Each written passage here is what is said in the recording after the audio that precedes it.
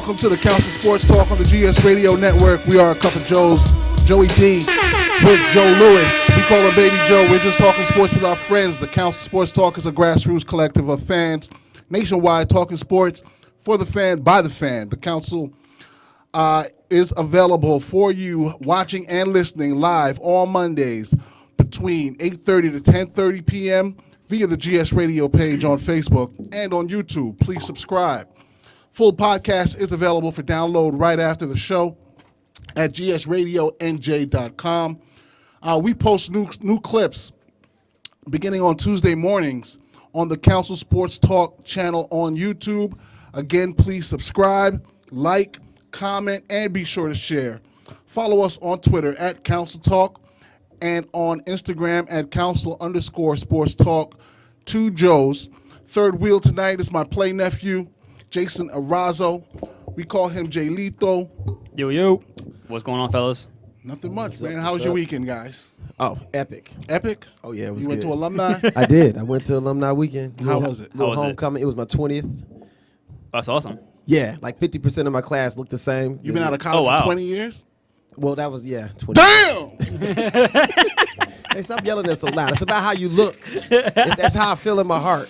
I feel like I'm 21. Woo! Yeah. Man, all right.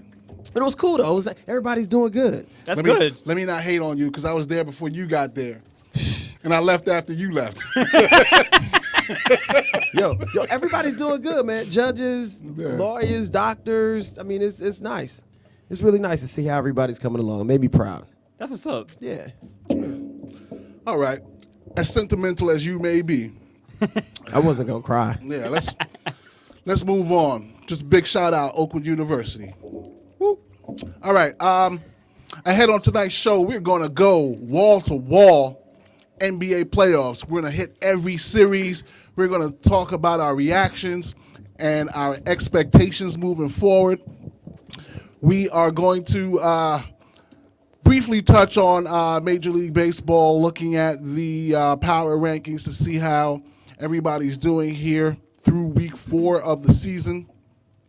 NFL draft is Thursday. We have a couple of things to touch on in NFL news. T.J. Yeldon, a new deal with the Buffalo Bills.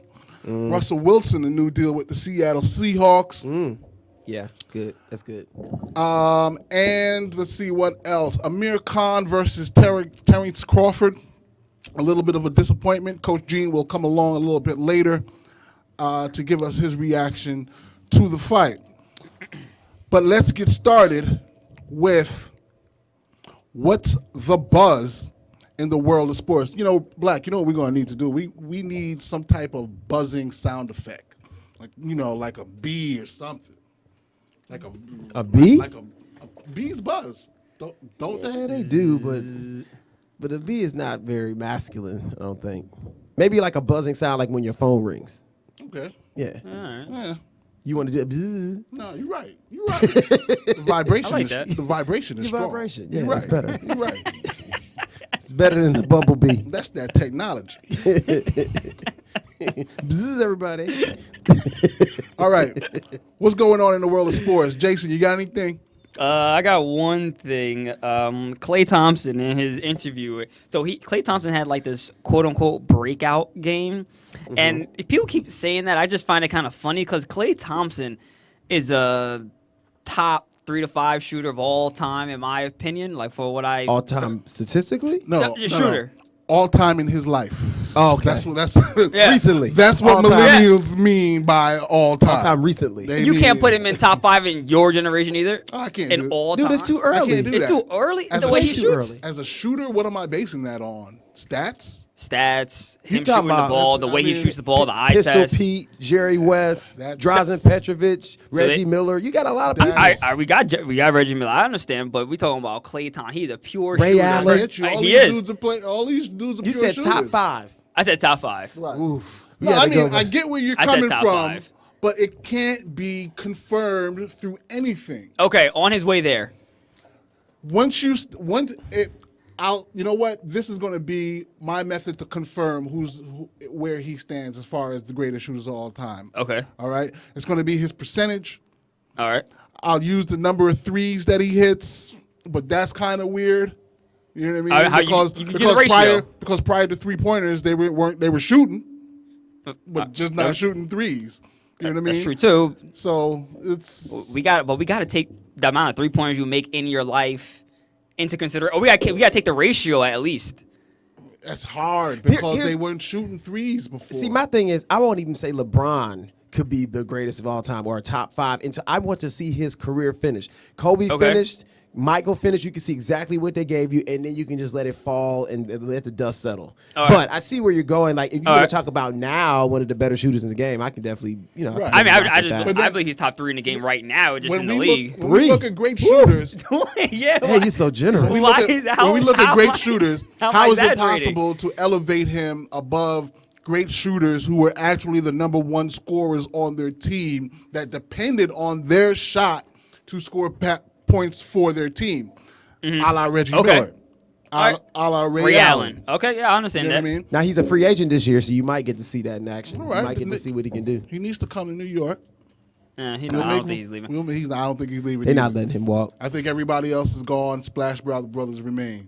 Well, let me just clear it up. Yeah. I am one of those people that believe that Klay Thompson does leave. I think he can do what he's doing now in the Warriors on another team. I'm a believer in Klay. Well, I think Thompson. he can do better. I agree with you I don't on think that. what he's doing right now on the Warriors is actually playing up to his potential, because the whole idea between Klay Thompson breakout game, that's only because he doesn't get consistent touches for Yeah. them to not say it's a breakout game. So They every got too many weapons. Right, every time he Got too gets many 25, 30 points, it's a breakout game because they haven't seen him for the last 10 games, which Yeah. is not his fault. It's not. And I mean, he's doing a lot of other things on the floor Oh, yeah. other than scoring a basketball. I'm a Like believer. guarding the best person on the floor. Yes. I'm a That's what believer. he's doing. Exactly. Don't get it twisted. Yeah. I'm a believer Yeah. in Klay.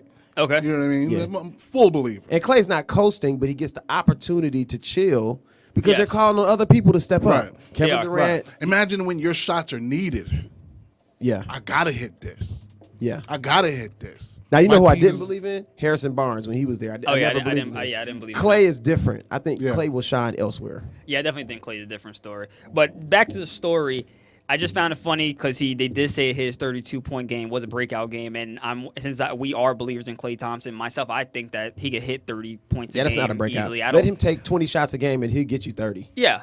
I think he can get you 30 a night. He went to the day before the game. He went and took a dip in the Pacific Ocean, and his teammates all said that He got baptized? It's something like that. Okay. They said the water did it to him. You know, the fresh air did it to him. They saw him walking back in the hotel. They knew what they were going to get out of Klay Thompson tonight. They need to take Ben Simmons and lay him in there and leave him there for 48 hours, then They come need to back. have Klay Thompson do his baptism. They need to drown Ben Simmons in the Pacific and then bring him back to life. I was looking at video of his release today. It's terrible. Terrible. Line drive off the back of the rim, no follow. It's just soft.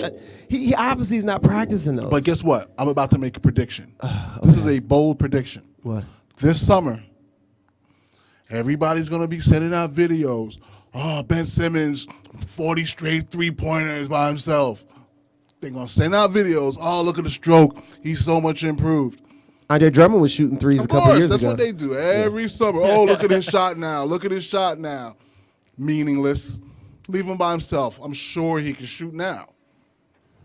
Yeah, he Yeah. really has to work on that jump shot, though. You know what? His jumper will get better after they get another coach. I think if Brett Brown leaves and the right coach challenges him and puts him in the offense to shoot the ball at appropriate times, I think you'll see something better. But right now, it's like he's just doing his thing. I mean, I think he lacks confidence that's more than anything.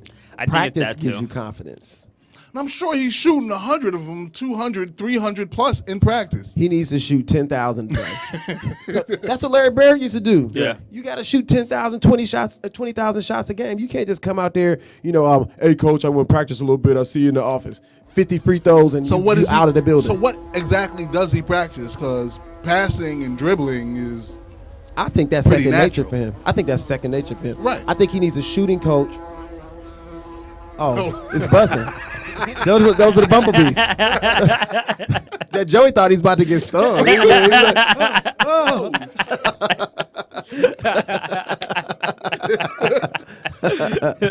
I was wondering what that was. Boy.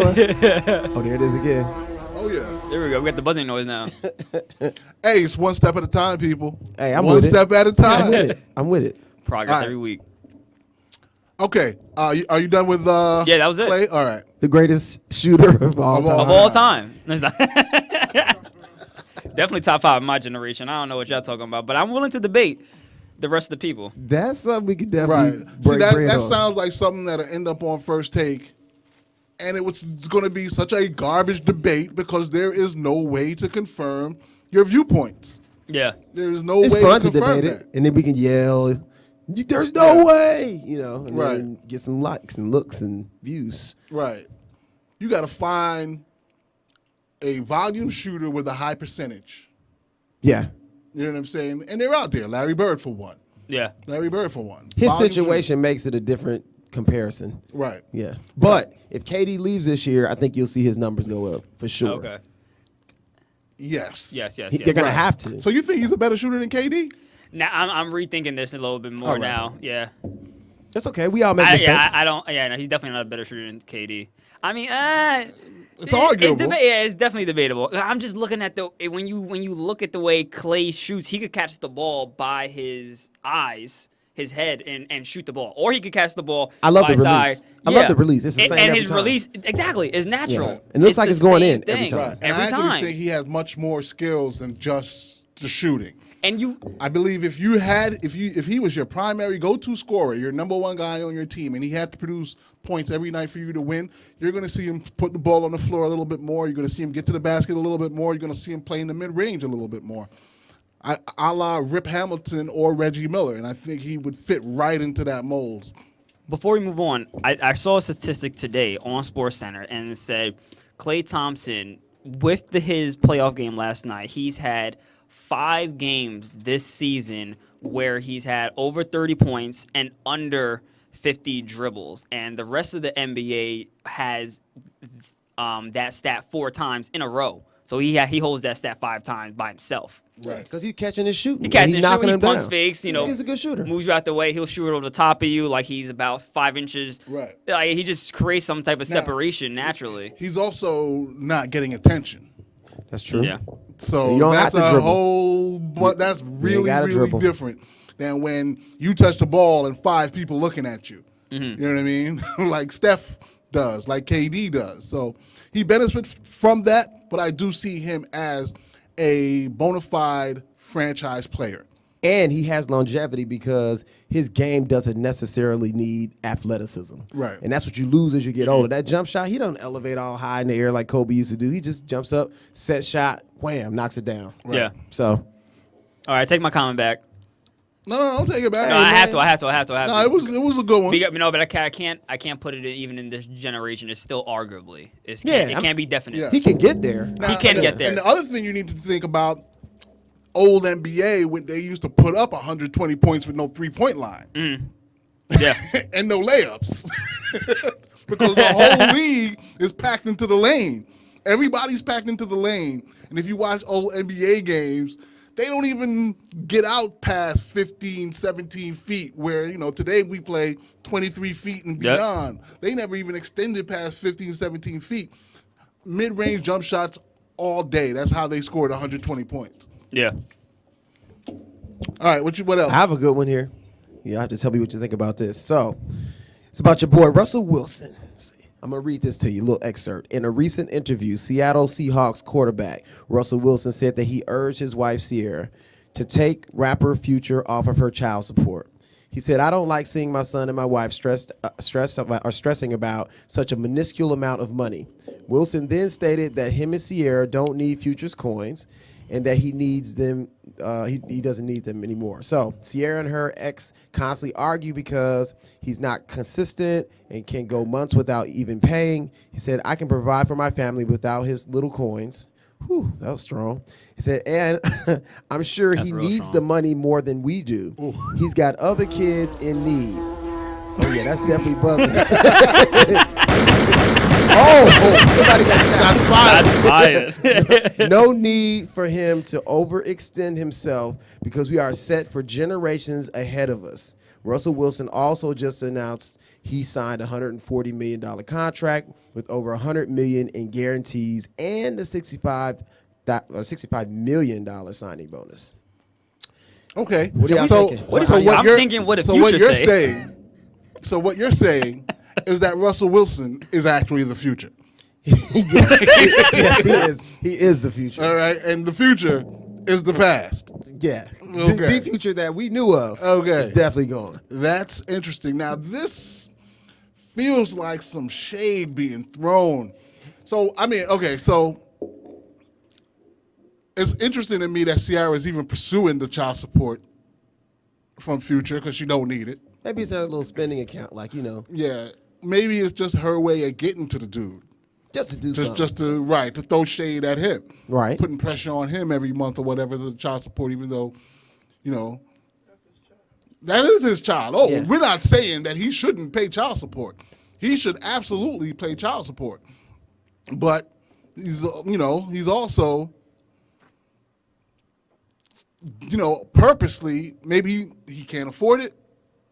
All right, or just maybe he's just really not into his kids. Or sometimes in situations, people feel certain types of way when different situations change. You mean like when so your his son ex is and hanging out with his new stepdad. Right. And he thinks a lot of, you Right. don't know. I don't know the dynamics. Right. But it can make things a little awkward. Like, man, I'm not sending nothing this month. I'm just saying. I'm just throwing Yeah. it out there. Yeah. I don't know if he's doing that, but yeah, I didn't really think it was a shady thing kind of going on until I read the words, "We don't need the little coins." Right. And I think it was a little bit shady. But That was definitely, shots fired, duck down. that was Yeah. definitely shade. Yeah. Because What- Future what don't do you got little think? coin. Future don't have little coins. But Future ain't. But he's acting like it. just pay that child support. Make it That's happen. Just make it happen. We wouldn't even be talking about it. He's Listen, mad because Ciara upgraded Yeah, she did upgrade. She did. Big time. big time. Big time. He makes good music or whatever, but it's like, what, every 6 months or so he drop an album? Russell's out there every day. Right. She's braiding his hair. Right. They're waking up in the middle of the night. What's up, Seattle? We did it. We love everybody. hold on, See you in the morning. 80,000 They walk in cheers. slow motion to the jet, in their private jet on Instagram, real slow. Sierra looking back. That junk, it would get under your skin. Yeah. Yeah. Right now, Future is on. When it comes to trap music, Future is the man. Okay. So we'll give him credit right there. Not paying your Definitely child give- support. definitely give him credit Can't for give that. him credit for that. We definitely understand. But again, it was shade because Future does not have little coins. This guy is on top of the world when it comes to trap music. But here's the thing. No matter how shady it is, do you know how Yep. many dads that are paying child support that don't want to pay? Like they would like this reprieve, like, yo, don't worry about it. I mean, I've seen one of my coworkers had to pay child support. It wasn't pretty. Right. My man was in trouble. He was in big trouble. So I'm wondering if Ciara's pursuit of the child support money is additional shade because she don't need it. She doesn't. She don't. It's not like the child is hungry by any means. They had one And kid needs some- together, right? needs school clothes and a book bag. They have one kid together, right? Yeah, they have one. One. Future has 3. So okay. Yeah. And Yeah. Ciara and Russell don't have any together. I mean, it could be any number. Future, he's been putting in work, so They all do. it is what it is. So what about the other moms? Are they not getting paid too? Because they're not Ciara.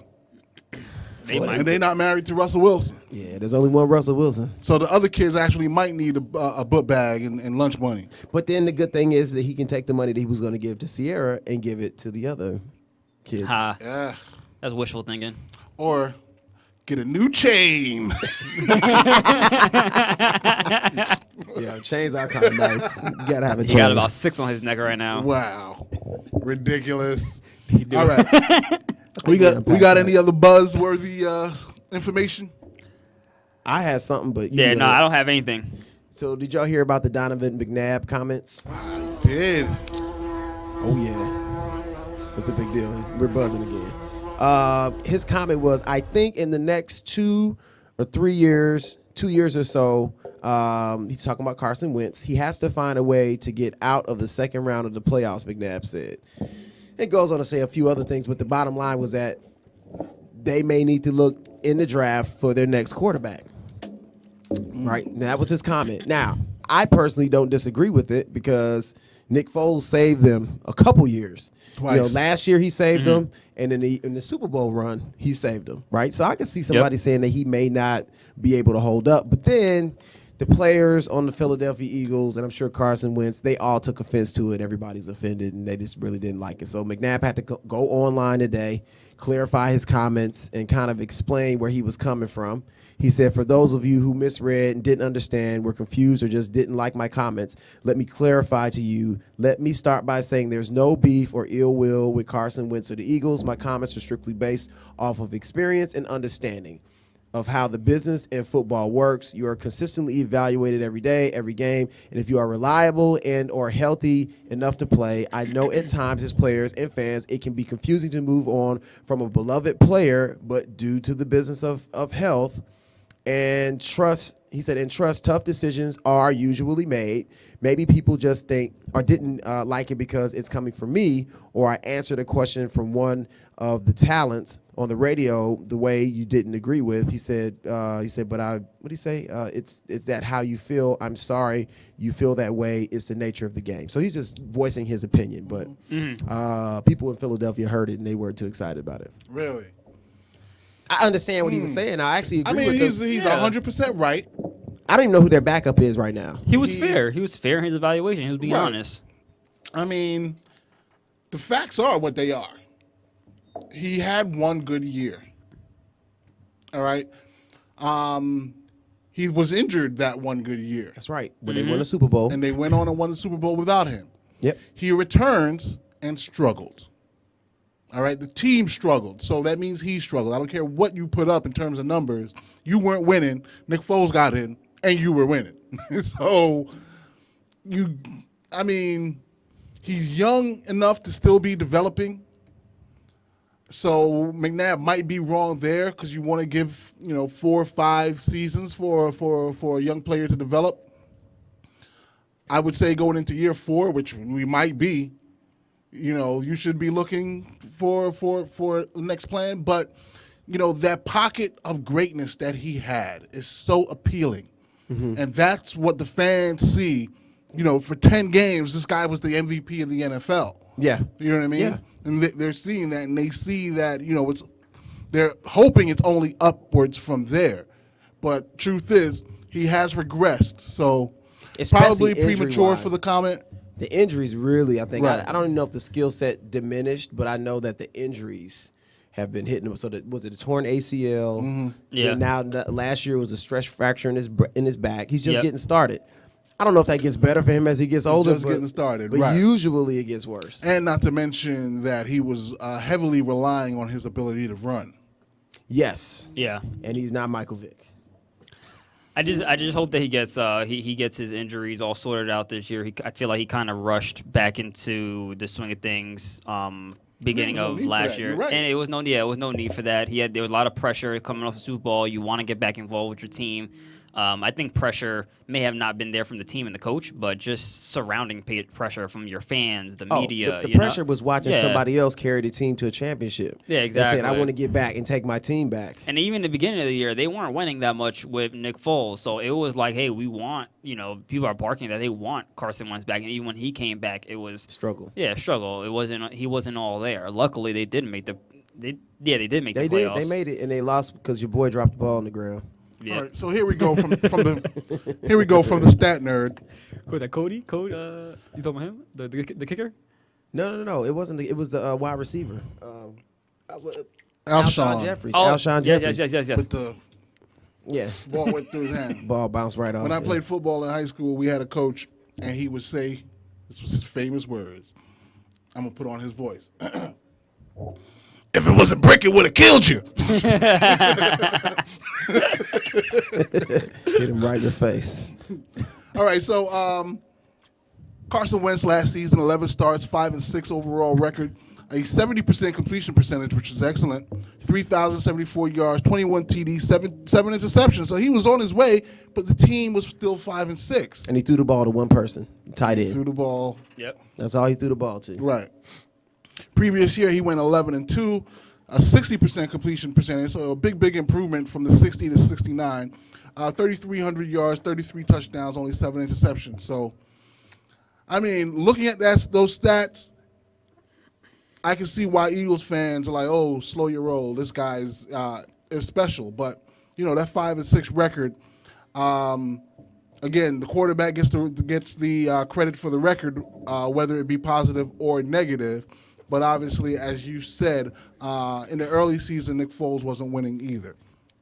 But he was winning in the late season. All right. Let's see. One last buzzing item I just saw on Twitter. What we got? Jeopardy. Why is Jeopardy buzzing on Twitter? I'm guessing Jeopardy is buzzing on Twitter because there's a sports gambler who is tearing Jeopardy apart. All right? So if you ever watch his total, okay, his name is James something. He is now at $942,000. All right? He is second all time in Jeopardy winnings. And he's only been on for about 3 weeks. All right? So if you ever watch Jeopardy, like I do, you get so frustrated with the way these people bet. All right? And here's the perfect example of what they do. Let's say it's the three of us. I got 10,000. You got 4,000. You have 3,000. The regular Jeopardy nerd, and I say nerd with all affection, an affectionate way, because I'm one too. Okay. So You don't look like a nerd, but go ahead. So You don't. what they do is they get the daily double, and they'll bet. Remember, 10, 5, 2. They go no lower than 5. They're not even going to do that. They're going to bet 1,000, Yeah. 1,500, and I mean 95% of them bet this way. And I'm sitting there. That's how I don't have hair, because I pulled it all out, because I'm like, how are you up by 5,000 and you only bet 1,000? But see, this guy's a sports bettor, so he understands how to make that money work. So what he does is, instead of him betting just 1,000, he bets his entire lead, which is what you should do. Because the numbers say you can get back in it. You're still leading. Yeah, you got the lead Right. in the first place because Right. you were answering the questions. Exactly. You on a roll. Exactly. So you know what? I'm not gonna. I'm Right. not gonna. 10,000, 5,000, 2,000. Why are you going to bet 1,000? Right? Because all you're doing is giving the opportunity for the person that's in second place to catch you eventually. If you're leaving them in a position to catch you eventually by only betting that small amount, why not bet the entire lead so that when you get it, they're done. Yeah. They're done for. And that's what he does. Right? He goes after the daily doubles. Right? And once he gets it, first what he does, so he knows the answers too. So he's not just playing luck. Right. Right? He knows Right. the answers. Right, he's But he confident. doesn't leave anything to luck, which is the opposite of what people probably think. Right? So what he does is he's got that 10,000, you got the 5,000, he bets the whole 5,000. He's the only one in play for the question because he won the daily double. And then he gets it. Now he's at 15. You're at 5. He tripled it. And game's Well, yeah. over. Game's over. Yep. And he has another strategy too of how to actually get to the daily doubles. Because again, he's a smart guy that knows the answers. So he goes after all of the $1,000 questions in the first round. So he gets the $1,000 questions. Next thing you know, he's at 5, you're at 1, daily double pops up, he doubles his money, game's over 6, 7 questions in. And he's already built up to $1 million in like 3 weeks. That's nuts. How long can you stay on there? I don't know. I know there's a limit. 13 days, 942,000. Nice. Right. But it's just normal betting. But the Jeopardy people don't do it. Huh. So just got a note from the crack staff. Wow. Future has 10 childrens. 10? How old is he? No wonder it's late. I thought he's like, No wonder the payments are late. 35. He can't keep track of where to send the money. Oh my goodness, I'm curious now. I want to know how many mothers. Dude, after you hit about 10 kids, Oh, 10 children's, 8 mothers. Rapper Future just welcomed his 10th child from his 8th baby mama. Right, and that's why Sierra wants her money. now having 10 kids would be great if you were running some sort of kingdom or something and you needed an heir. yeah. But there's a point in this day and age where you need to just slow down and maybe Yeah, just just go stop. Right. catch that vasectomy or something. Just call it a day. Yeah. No, I mean, if you can afford the children, be fruitful and multiply. But, Dude, can you? but There's you a can't. point. But here's my problem with it. Right. So I have problem with people that have children in multiple households because I guess I'm old fashioned in this manner, but I want to come home to my children. Right. You know what I'm saying? I don't want to go home to an empty house and I got 10 kids. So that's my beef with that. I mean, have 10 kids, but to have 10 kids in 8 homes, that's a little bit ridiculous. Yeah, that's too much. It's not necessary. I can't agree with when you say, "Oh, you got the money. You have no. These kids deserve a father." Like, you can't. Right. No, I hear agree what with you're that. saying. I hear what you're that. saying. I hear what you're Right. saying though. I hear what you're I saying agree though. with that. I got something else that's buzzing. It I just- mean, you could even go the polygamous route when you got money like this. You can get 3 wives in a house. That's true.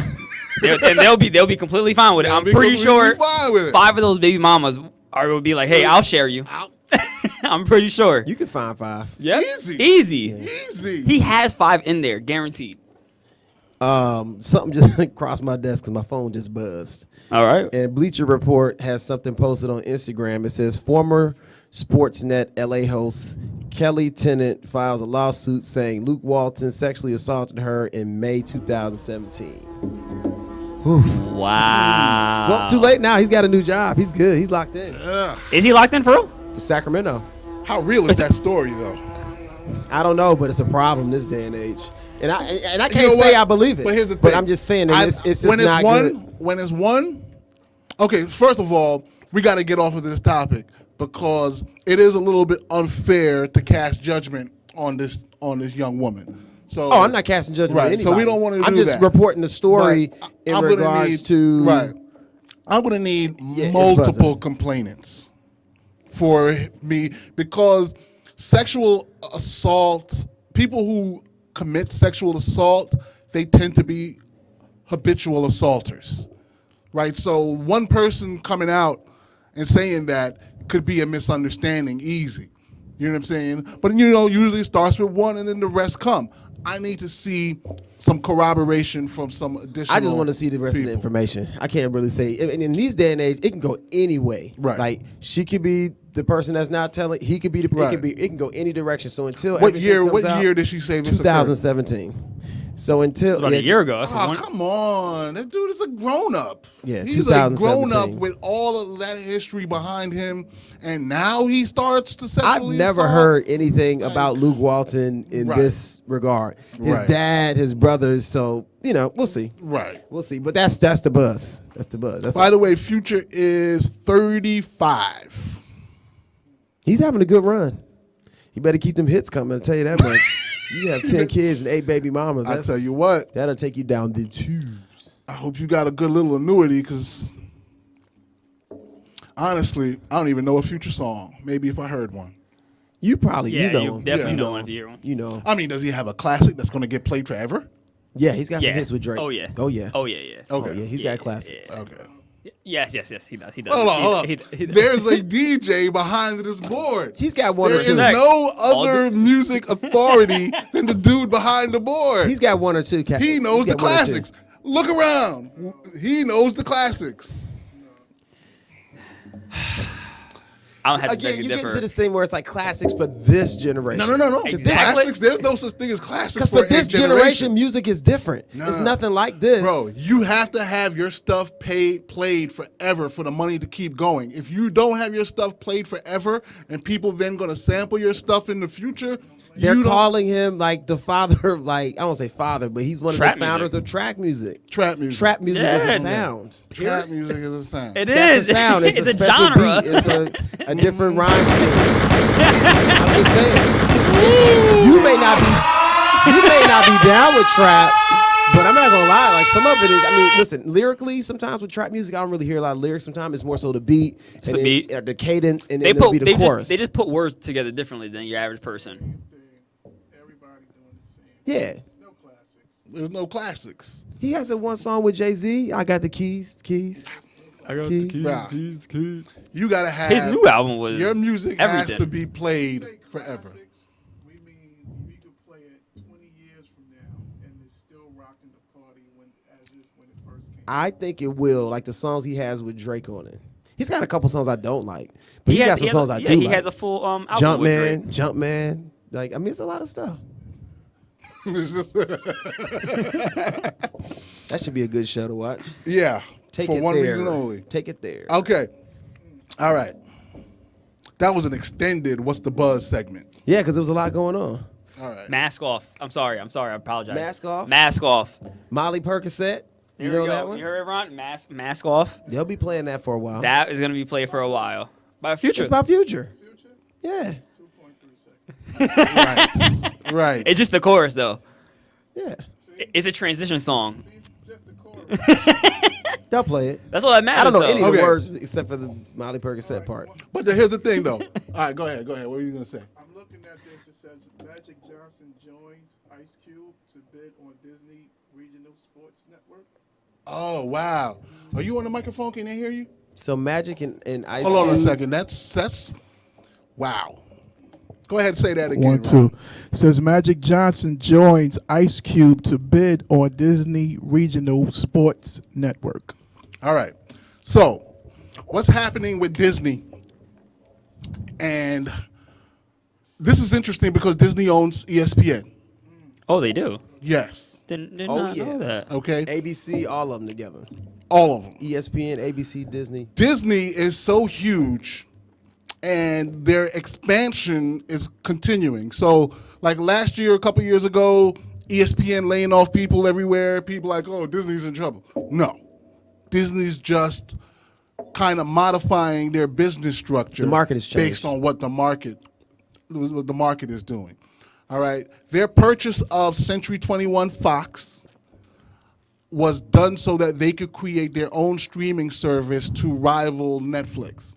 Okay. That streaming service is supposed to be launched at the end of this year at $7 a month subscription.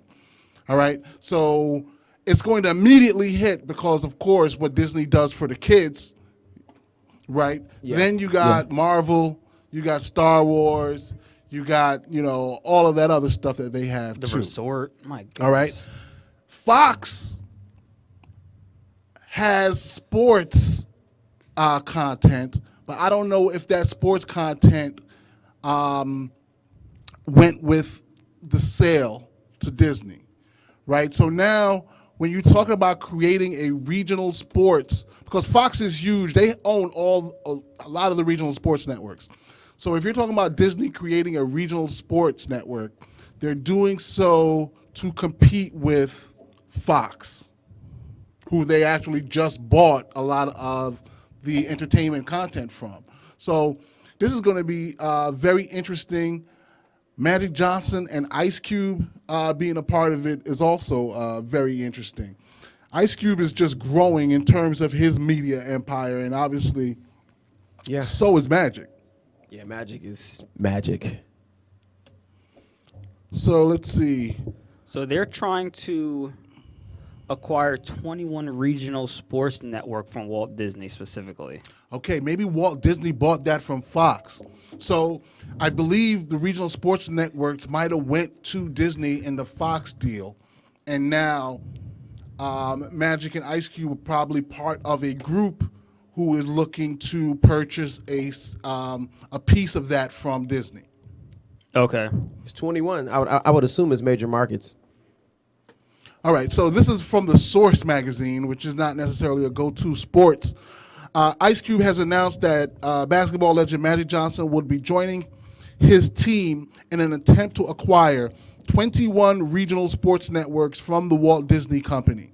Ice Cube made the announcement via social media.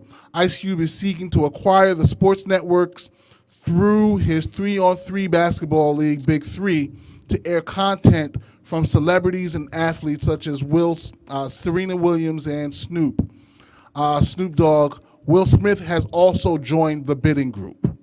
Okay. That makes more sense. It's Yeah. a big group. Yeah, okay. And it's also saying 21 Fox regional sports networks, so you're right. Right. Okay. That's going to be interesting. That's a big deal. That's really a big deal. I think, I have a real big complaint about the sports media because I feel like they overlook so much because everything is NFL and NBA 90% of the time. Little bit of hockey, well, not 90% of the time, but more than 50, right? So hockey doesn't get the coverage that they should get. Major League Baseball, there's not much coverage during the day, and I believe there's so many other things. The WNBA needs a better TV deal. Sport after sport could do better in terms of a TV deal. All right, let's move on. That's huge. That is huge. That's huge. I saw All right. LL Cool J's on their group, too. Really, he went to everybody, didn't he? Don't call it a comeback. He's got some classic hits. Right. Yeah, I remember him back in the day. Just because I got a lot of females in my family. They loved him. Yeah. The ladies love Cool James. Yeah, man. The only reason It's I not know a about myth. It's not a myth. But honestly, though, Black, there's no LL covers in here. It's over there, bro. How did you even let that happen? On the top. Right here. Okay. Oh, there he is. Stop that, bro. Only one though? Yeah. What album is that? House Party. Okay. To break it down. All right. It's a single. All right. You want the whole album? No, I'm saying I need to see a bigger endeavor. Or Mama said not. Or Crates, man. All right. Okay. All right. What was the album? What was that? What was the album with Marley Marl again? Jingling, baby. No. The album. The album. Mama said knock you out is the album. I said knock you out. Was it that album? Yeah. What year was he? Late 80s? No. LL was from the mid 80s up till yesterday. That's the future. You see what I'm saying? I You feel see the you. difference? I definitely remember him in the early 2000s Yeah. a little bit because of my family. Yeah, so I didn't know how early he started. Right, to me, he's one of the greatest of all time that doesn't get credit because no one can really stand up to his longevity and his ability to reinvent himself. You know what I mean? Like, Look at this layup. his Look at this. He was about to dunk on him. his peers from the And early that's it. '80s are been done. LL is a superstar still. Maybe Yeah. not necessarily with music, but with with everything. What year did he have his TV show? I don't even know. But That the TV was show funny. was yeah, was it? That I never was watched funny. it. Oh, Okay. man. His TV show was funny. I remember that. Late 90s, early 2000s. In the house, was it? In the Yeah. house.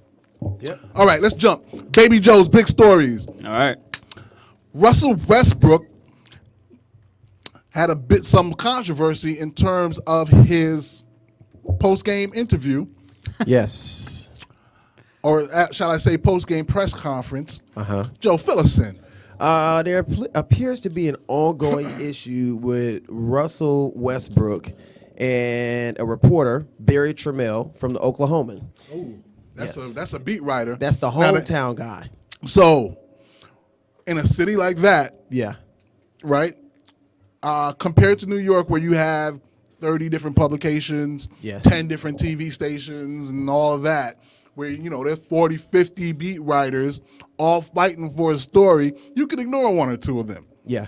In that city, You can't. I'm thinking it's 2 newspapers and 2 local And there's TV less channels. teams that are competing. And there's less teams.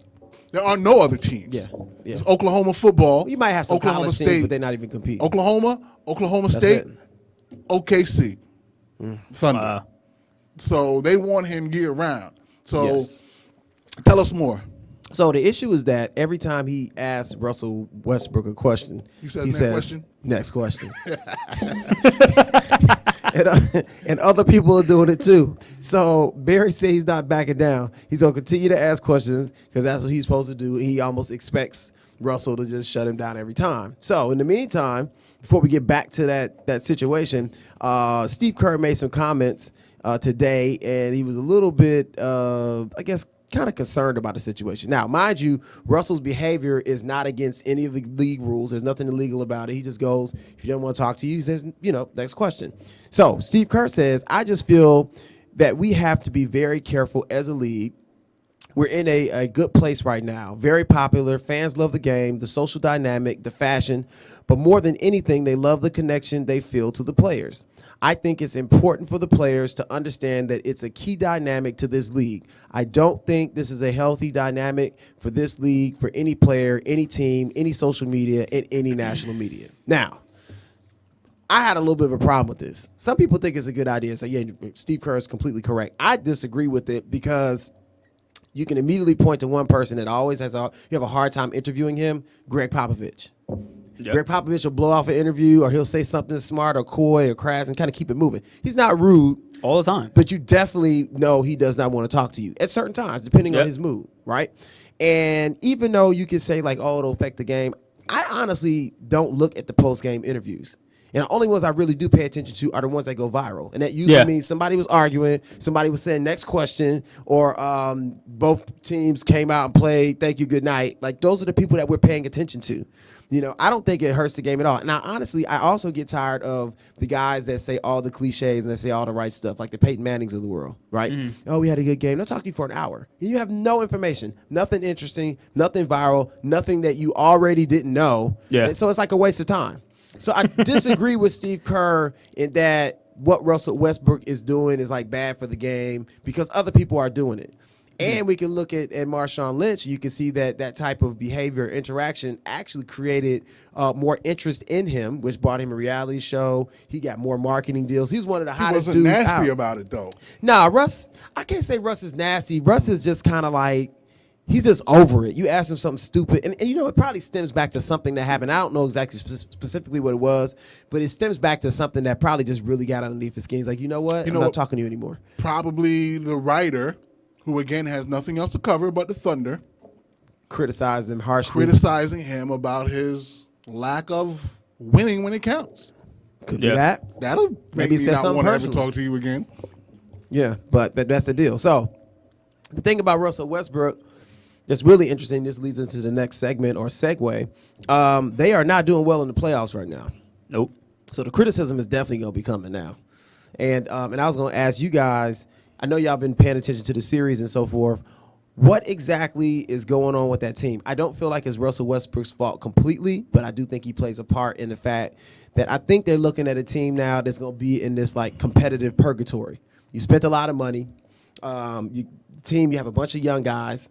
You got a new coach. You did all these different changes and so forth. And yet now you go from, I think he's lost 14 of the last 18 playoff games, in the last few years. So there's something that's going on there. But I think it's always something different because the team from this season to last season to the previous season has been drastically different every time. Yeah. So in a situation like that, it's potentially a different reason every time. Now, he may be the common denominator, but enough changes in team chemistry could cause that to happen and it not be his fault every time. So I mean, and the first thing I'm gonna point to in terms of this season, Dennis Schroeder has been horrendous.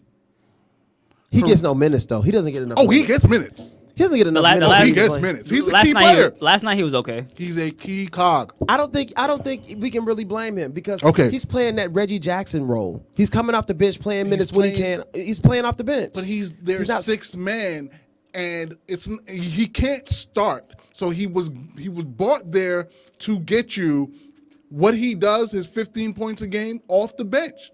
So they don't really have a shooting guard.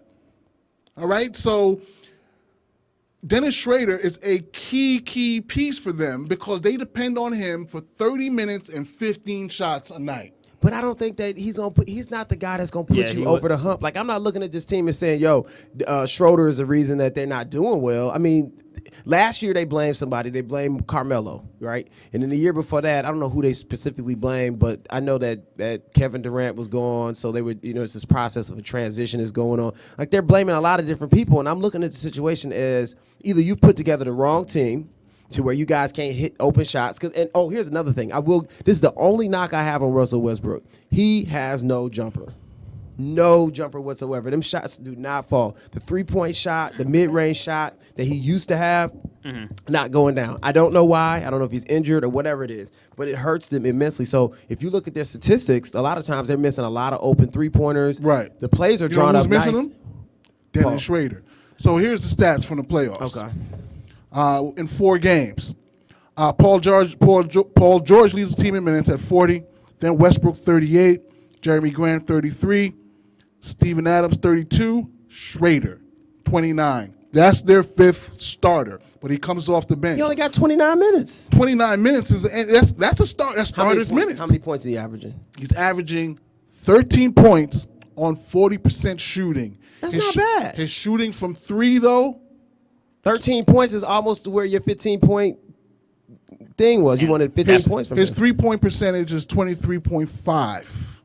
And he's getting open threes. He's getting 4.5 threes per night and only making 1.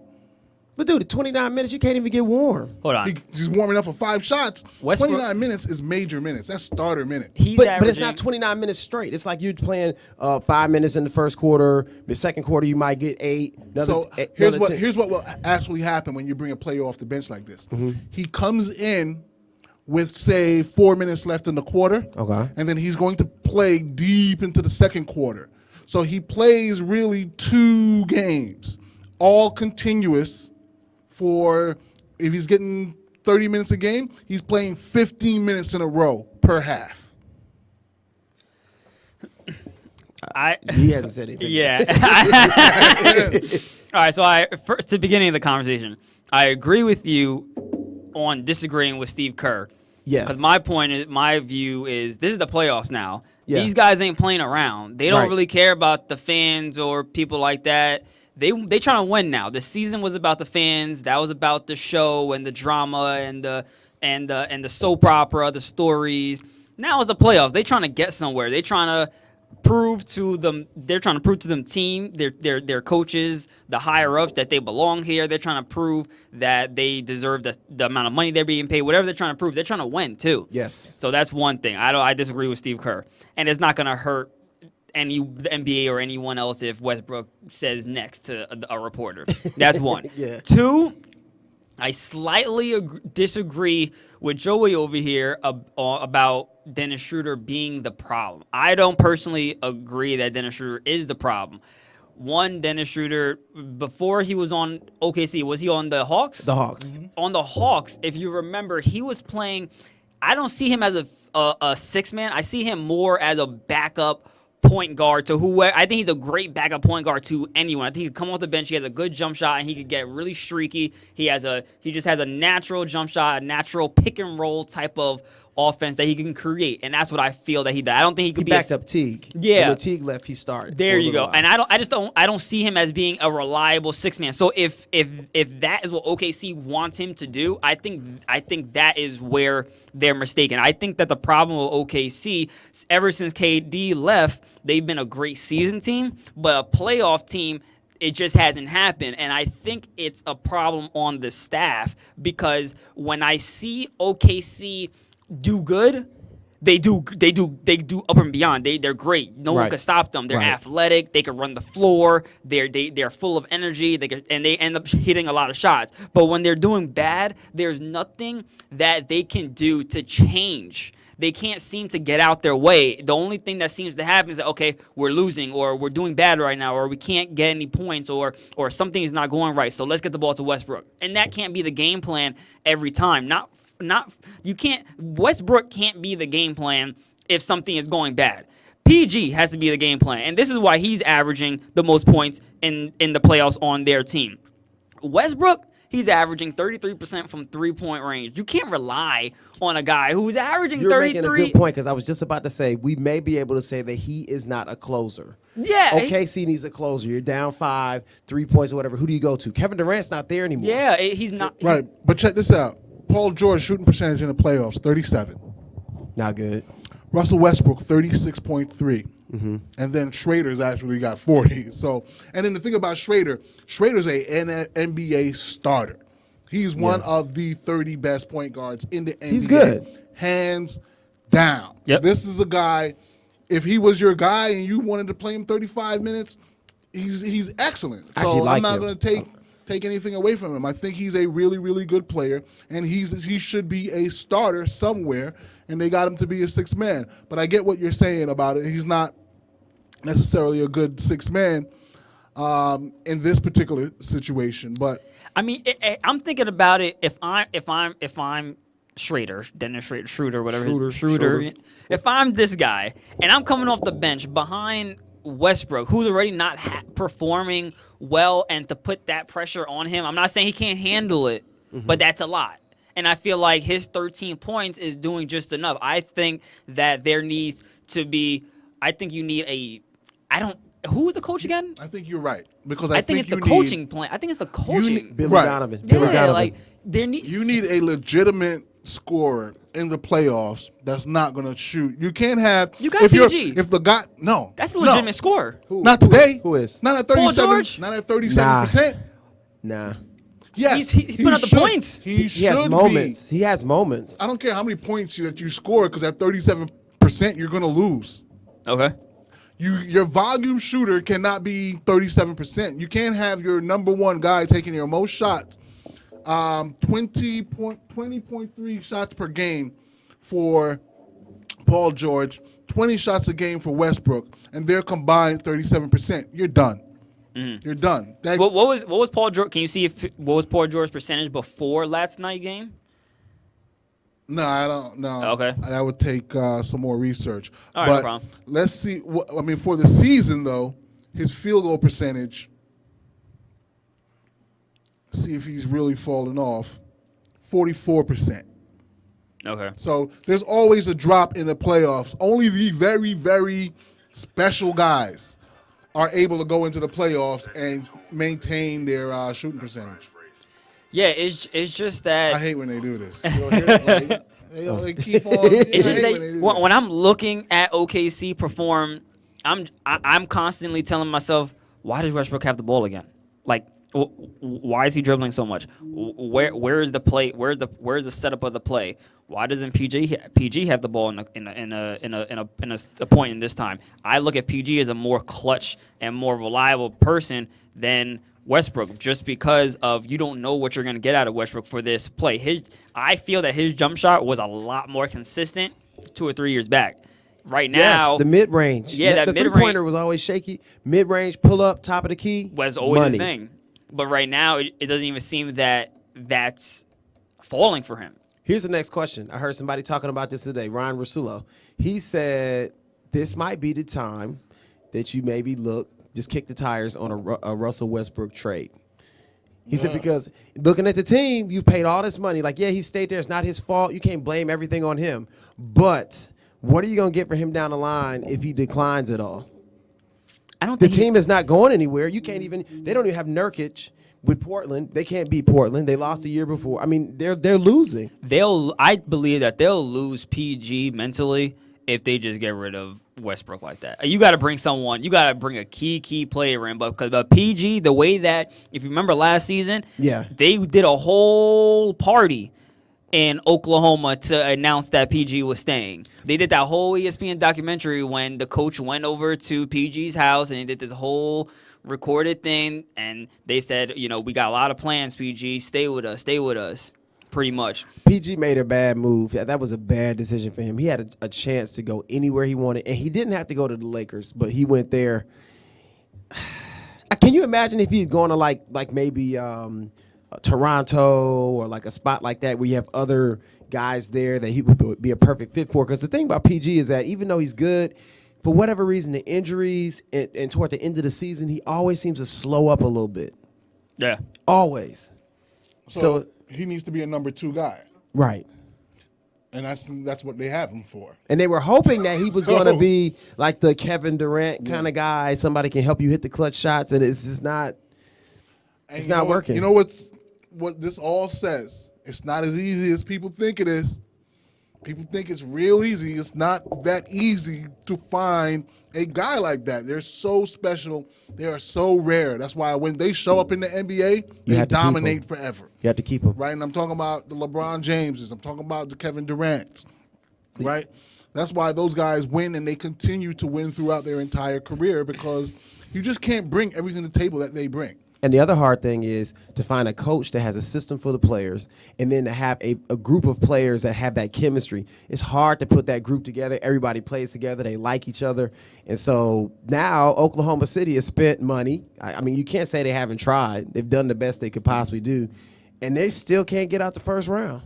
So I don't see anything happening anytime soon unless they can do something big here in the draft or something like that. But then again, they made the playoffs, so you Yeah. know they're not going to get a good draft pick. I'm going with Billy Donovan. That's what I think is the issue ultimately. I think they need a coach that can. Well, he's not going anywhere now because they re-upped. They paid him. I think he Oh, they got did? another contract. If I remember correctly, I think they gave him another contract. So Congratulations to him. good luck. Good. But remember now, this is the team that squandered two other MVPs. Yep, and Victor Oladipo. So Yeah. Victor Oladipo would have been that could have been a solid 6-man right there. and it goes further back. My boy was saying, Eugene was saying that he says it's the Seattle Supersonics curse because they took Seattle Supersonics team and moved it to OKC, and he said they didn't do it the right way. So he says it's a curse. Who knows? All right, so just a quick quote from 538.com from an article titled "It's Time to Talk About Russell Westbrook." And I'm just going to pick one little paragraph out of this, so please don't take this quote as anything more than just one paragraph out of many. There are a handful of relatively clear reasons why Portland is winning. Of course, Cantor has been solid and has surprisingly replaced a great deal of Nurkic's production. Even on the defensive end at times, Damian Lillard has perhaps been the MVP of the playoffs so far. C.J. McCollum has been locked in since returning from his late season injury. And most obviously, Portland has three players, Lillard, McCollum, and Aminu, shooting 40% or better from three, while the Thunder have none. Is it their defense? Well, I'll tell you this before we get into that question. Damian Lillard had comments. He said about Russell Westbrook. He says, after we win, I'll hire Russ to build me a summer home since his ass wants to shoot bricks. Wow. That's what he said. That don't make you Can I work see on your that? jump That was shot. on Instagram? I just got this. Somebody sent this to me just now. Oh my goodness. What he said? He said on the press conference. I don't know where he said it. He said, but Oh, I gotta look Damian that Lillard up. has a few words for Russ. I gotta look that one up. It's- Do you? I saw a stat on Dame. This guy is he's a beast. He's a problem. First of all, we all knew this. Now this guy, I saw a stat yesterday. He's shooting 66% from 26 feet. He does take a lot of deep shots. He thinks he's Are you Steph. serious? Thinks he's Steph Curry. Are you And serious? he's hitting them. He's hitting He's them. hitting them. Maybe he should go to Russ should go talk to him And about shooting practice. He's shooting it easy like Steph Steph. Curry's muscle memory bank has basically exposed to a lot of players in the NBA things that they never conceived before that they could actually do too. Okay? That's one of the best things about Steph when people are looking at Steph and they're wondering how he does all these shots. I try to tell them it's not improvisation. This is muscle memory. He's able to pull up from half court like this because he's been practicing that for years. He's not making up anything new. This Yeah. is all muscle memory. And once you start putting shots and adding shots into your muscle memory repertoire, they come out. And Damian Lillard has been watching Curry and learning from him and expanding his game based on Steph Curry likely. Steph shoots from different angles. People don't notice. He's got the slingshot where it'll come out. He'll give you the rainbow. Right. You know, he'll shoot off of one Right. leg, and he learned all that stuff. His dad wasn't that athletic, but his dad, that slingshot, you stand there, he wouldn't even jump off the ground, just that wet. 8, 9 straight jumpers, but one after the other, just take over the game. 5 minutes to play. So you see those flashes in Steph's game, but muscle memory. Every time that ball comes out his hand, it looks like it's going in. Yeah. Yeah. Yeah, from anywhere, 3-quarter court. Yeah. He has it in his memory bank. Yeah, and when he gets hot, can't stop him. Okay. You thought that the Pistons might have a shot tonight because they were out to an early lead. And I told you all they were going to do is hurt themselves more. It's going to be so much more disappointing. That lead is all but gone. 62-58, I believe, is the score at halftime. They are trying. Blake Griffin is a shadow of his former self, although his skill set now that he's putting on display is incredible. Only wish that he still had the athleticism to go with it. But he's trying his best. Maybe Blake is bulked up too much. I don't know. You think that's it? No, I think his body is just giving out on him. But, you know, his skills. He's so skilled. And amazingly, wasn't his M.O. As he developed in the league. It was all about his athleticism. I never thought he could do this because they didn't use him appropriately with the Clippers. And this goes to, I think, a point that you made before, that Chris Paul's point guard ability diminishes and takes away other players around him, their development. So you just end up being one of those catch and shoot or alley-oop dude. Right. When you could probably do so much Right. more. He handles the ball. He can guard any position on the floor. And I've not been a fan of Doc Rivers as the Clippers coach until now.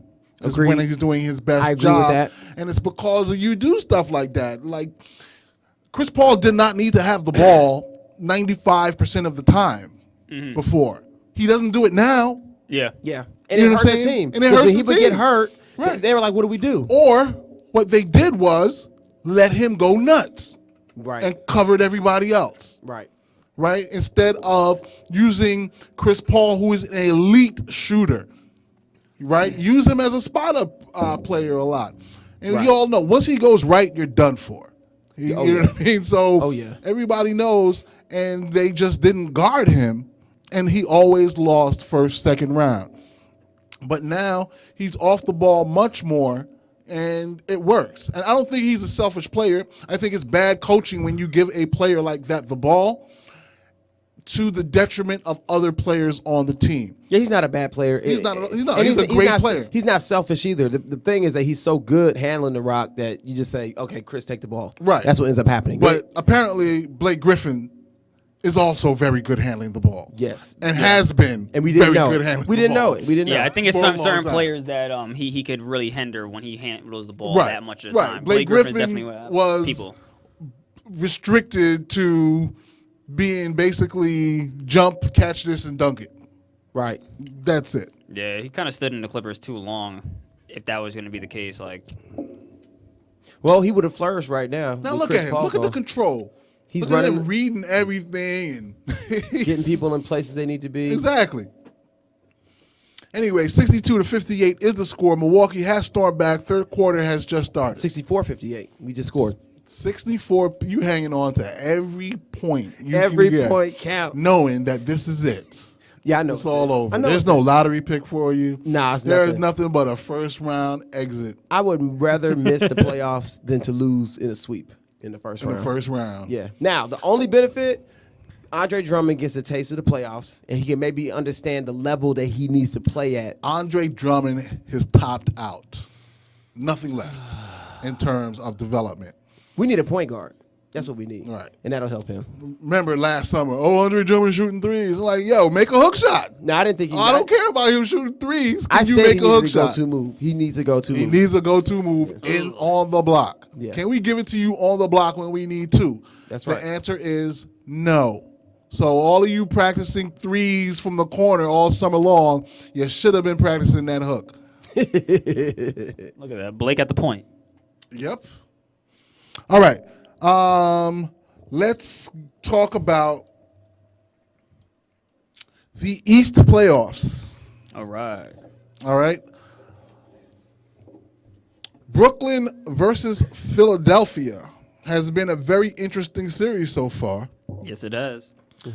Currently, the Sixers are ahead 3-1. Most recently, they played. Let's see, was it Sunday? They played on Saturday. Okay, and there was a little bit of a fracas. The Sixers ended up taking that game. What was the score from that? The Sixers ended up taking the game 112 to 108. Nets are playing really hard. They're trying their very best. But, of course, they are overmatched. Sixers go up 3-1. Joel Embiid, a huge game. 12 of 22 from the field in 32 minutes.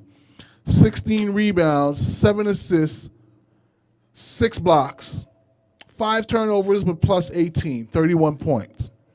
What is your reactions from this series so far, gentlemen? You know what? I thought that Brooklyn would come in and probably put up a fight because they've been playing well as a team all year. I did not think they would have any chance of winning. They actually, for a moment, had a chance to bring that series to 2-2. Right. They had a chance in that game. Yes. And then had a couple of calls. That last call, the one against Embiid. Embiid. On Jared Allen? Yes. The history there, because you were here when Embiid threw that elbow. Remember last week, Monday? Mm-hmm. And he knocked the center to the ground. I forget his name. Jared Allen. Made him bleed. Well, he came back, hit him with a hard foul. Actually, it was all ball. But the body, that he used to knock him to the ground, it took it back to that point where, like, he's doing it again. So that's when Jared Dudley ran in and tried to have his guys back, which I actually like. That's good playoff basketball. Right. That's the way you have to have your teammates back. Mm-hmm. Had they thrown Embiid out of the game, then that would have been a whole different ballgame. Because that looked to me, just looking at it, looked like a flagrant 2. Okay. Yeah. So they had a chance to get it. I really think at the end of the day, the Sixers are better than them, and they'll find a way to pull it out and take this victory probably in 6. That's what I think. I feel like Brooklyn has one more win in them, and I think Philly will finish them off. And that's impressive. Yeah. That is incredibly impressive. If they win 2 games in the series, that's very impressive. But we were talking about Embiid and how he's all jovial and he gets under the skin of other players, but not in the way that takes them out of the game. Right, like Dennis Rodman would get under your skin, and he's doing it just to get you out the game. Right, he wants you to throw a punch at him. Maybe that's what Embiid is doing. Also, I doubt he's thinking that far ahead. But going back to the elbow, Reggie Miller said something really stupid during the game Saturday. I'm not even going to say that it was stupid, but it's just lacked a little bit of perspective, surprisingly, for someone who's been through so many playoff wars. He basically tried to make the situation with Jared Dudley about that game, right? Okay. And it wasn't about that game. Because we've been talking about it since the beginning of this series. Somebody is going to come for Joel Embiid. Okay? Yeah.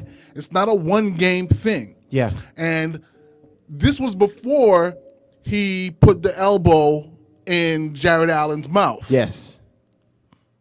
Okay? So game 1, game 2, game 3, and you know how I feel. You got to have a goon on every team. Yeah.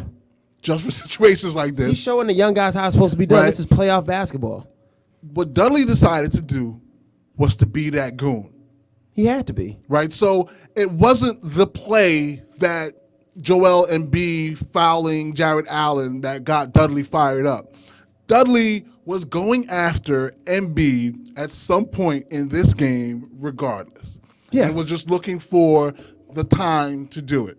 Yeah. All right. And this was the time, and, he went for him, and that's what he was supposed to do. Embiid came off a little bit punkish, right? But he did the right thing because you don't want to be the one to get suspended. Because you get suspended, the Nets are going to win the game. Dude, let me tell you a stat that I heard today. Did you know that Embiid has the second most flagrant fouls in the league this year? Really? Because of those freaking elbows that he throws. He's so childish for some reason. Yeah. I don't get it. What do you think, Jason? I'm completely a Nets fan in this series. I want the Nets to come back and beat them. I don't think it's going to happen anymore. It's already 3-1. I think the 76ers have it all to win. I think it's on them to win. But I wanted the Nets to win. I was really going for them. I think, again, I'm going to go back to the coaching on this one because when I look at on the second game, when I look at the minutes, I have it right here. D'Angelo, 30 minutes. Joe Harris, 29 minutes. I think this is Derek Carroll or something Carroll, 28 minutes. Jared Allen, 21 minutes. And then you had LeVert coming off the bench with 28 minutes and Dinwiddie for 26 minutes. The only person that hit 30 minutes in Game 2 was D'Angelo. And this was the game that they didn't have Joel. And I'm thinking to myself, okay, they got to take this game because if he comes back, it's going to be a lot more difficult for them to win with Joel on the floor. So they needed that Game 2, in my opinion, to go up in the series. I have a feeling that I'm under the impression that if certain players were to get more minutes in Game 2, they could have possibly won, even though Ben Simmons had that 30-plus breakout game. Now, if you look at Game 3 that they played on Saturday over the weekend. It was Game 4. That was Game 4? I apologize. So Game 3, I feel like they should have won. So Game 4 that they played on Saturday over the weekend, you look at the Nets minutes, and now you have Karis LeVert, 42 minutes. Russell, 37 minutes. Joe Harris, 35 minutes. Jared Allen, 32 minutes. So there was a significant change. But to me, I'm thinking, of course, I'm not a coach. I've never been a coach before. So obviously, I don't know as much as the coaches do, or at least that's what we assume. But I'm thinking playoff time, your key players need 30-plus minutes. Easy. Even if you're the Nets and you've been playing the whole season as a team and that's been your winning formula, this is the playoffs now. And you got Ben Simmons Ben Simmons is averaging about 35 minutes, 34 minutes this series. You need someone that is going to also be that star on the net. If you haven't had that star all year round, D'Angelo was an all-star. But now the playoffs, I feel like you need to call out that star, even if you're Detroit, even if you're the Nets, the Pacers. You need to call out that star to let them know, hey, can you get on board? 35 minutes, I need it from you. LeVert's been on it. He's been on it, but again, Game 3, he had like 26 minutes. I just said. I'm not sure how much I said, but you know what I mean. But see, here's the thing, though. They play that 3-guard rotation. So when you play in that 3-guard rotation, you're talking about 96 minutes split between 3 players. Well, here's the thing. They play that 3-player rotation. That we understand that it's usually between Dinwiddie, LeVert, and Russell. And Russell. But here's the thing. You got Joe Harris out there. Yes, phenomenal 3-point shooter. Hey, he run a 3-point competition. You got a shooter on your team. Keep feeding him the rock. Let him get in even if he's down. So you would rather see Dinwiddie, LeVert, and Russell together for more minutes. Yes. If Joe Harris Joe Harris just hasn't been performing, period. It just is what it is. You need to have LeVert or Dinwiddie in there. Dinwiddie was your second option all season long. Well, and the truth be told is between LeVert and Dinwiddie, they're both 6'7". So you're not going to have any issues in terms of putting a small team out there because they're not actually small. So yeah, I think you're right. So we would like to see the Nets win another one for sure. Yeah, definitely. I would actually like to see Philadelphia go home because, well, that's Philadelphia. They're going to get Kawhi Leonard and the Raptors next if they win. Okay. And they're done for. Yeah. Yeah, they're yeah. All right. Yeah, they really don't look good to me, to be honest. Jimmy Butler, 6 shots in that game on Saturday. He played 24 minutes. Embiid with 22 shots. They finally got Harris some shots, 20. And he scored 24 points, so, shooting 50%. So that was a good look. That was Joe Harris? Not Joe Harris, Tobias. Tobias, for the okay. Sixers. Okay. Yeah. I don't know. They said that your boy Brett Brown, he's going to need to win. They said an early exit is probably going to be an early exit for him. So we've already mentioned this series, so just to touch on it really quick again, the Bucks and Detroit, what is it, 3-0? Is this game Yeah, game is tied. 4? This is game 4? Game, yeah, it is. Yeah, this is game 4. Okay. This is a pretty much. How do you want to put this into phrasing, Joe? It's pretty much over. This is a teabagging for my man Country. That's what he was Yeah, saying. it is. Well, it's not a full teabagging because It's a teabagging the when you game's lose close. 4-4. It's a close game. If we get blown out by the end of this, it's a teabagging. You know what's interesting is though, just looking at future matchups between this team, the Blake Griffin versus Giannis Antetokounmpo matchup is not a good look for the Pistons. Nah, well, you know what? They wouldn't have had to face them in the first round had they held on to the sixth Right. spot. But I mean, we going into the stumbled future, they're playoffs. stuck together. They're Yeah. stuck together. They're in the same division. You're going to have to beat Milwaukee to be a top playoff seed. Otherwise, you're going to be 5 to 8 Uh-oh, for the he's fired next it up. 2-3 years. That's why LeBron left. He didn't want to see Giannis. Right. That's the best decision in the world. People keep clowning him. Oh, shouldn't have gone to the Lakers and stay for this. Stay for this, You see? yes. Really? Yes. They're a problem. Giannis is good. He's still learning. Giannis is the second best player in the world. I keep telling people. I'm not going to disagree with you on that. After keep KD, telling right? y'all. And he still doesn't have a jump shot. I'm still going to give LeBron as the best player, just I'm out not. of respect. Out of respect. I hate But- that. But No, know, you can't just Everyone- snatch it away from him like that because his body of work for the last at least 10 years. right. I mean, 9 straight finals appearances. Then call him the best because he's the best, not out of respect. You're calling him the best because he's the best. So there's Okay. no way for Yeah. you to tell me that he's not the best. Yeah. Yeah, now What are next you going year. to point to? Stats? Now You next lose. year, he better bring it next year. Right. Because if he doesn't, we gonna bring him down a We're bit. going to bring him down a notch. That's- I mean, it is what it Exactly. is. That's how it works. This is cumulative. Injury or not, if he gets injured again, then he's gonna And slide that it on means down a that little he's bit. injury prone. But yes. We bring him down a little bit. All right. He can't It's handle fair. minutes. It's we bring fair. him down a bit. I'm ready to bring him down, so whenever y'all ready. If they miss the playoffs, for sure. For sure. All right, so Pistons are about to be done. Hopefully, you want to see them pull this out tonight. Yeah, just Oh, get you one want- win. all Get right, one. Get one. Yeah, get one. You know, just All a right. little mental stability for the city. You know, AI, just get one. Just get one. that's all we need. All right. One at a time. I think this legitimately feels like Detroit versus everybody. They trying. Yeah, we down 3-0 now. So Detroit versus a sweep. we in trouble. Okay. How about the Celtics pulling off the 4-game sweep over Indiana? Not surprised.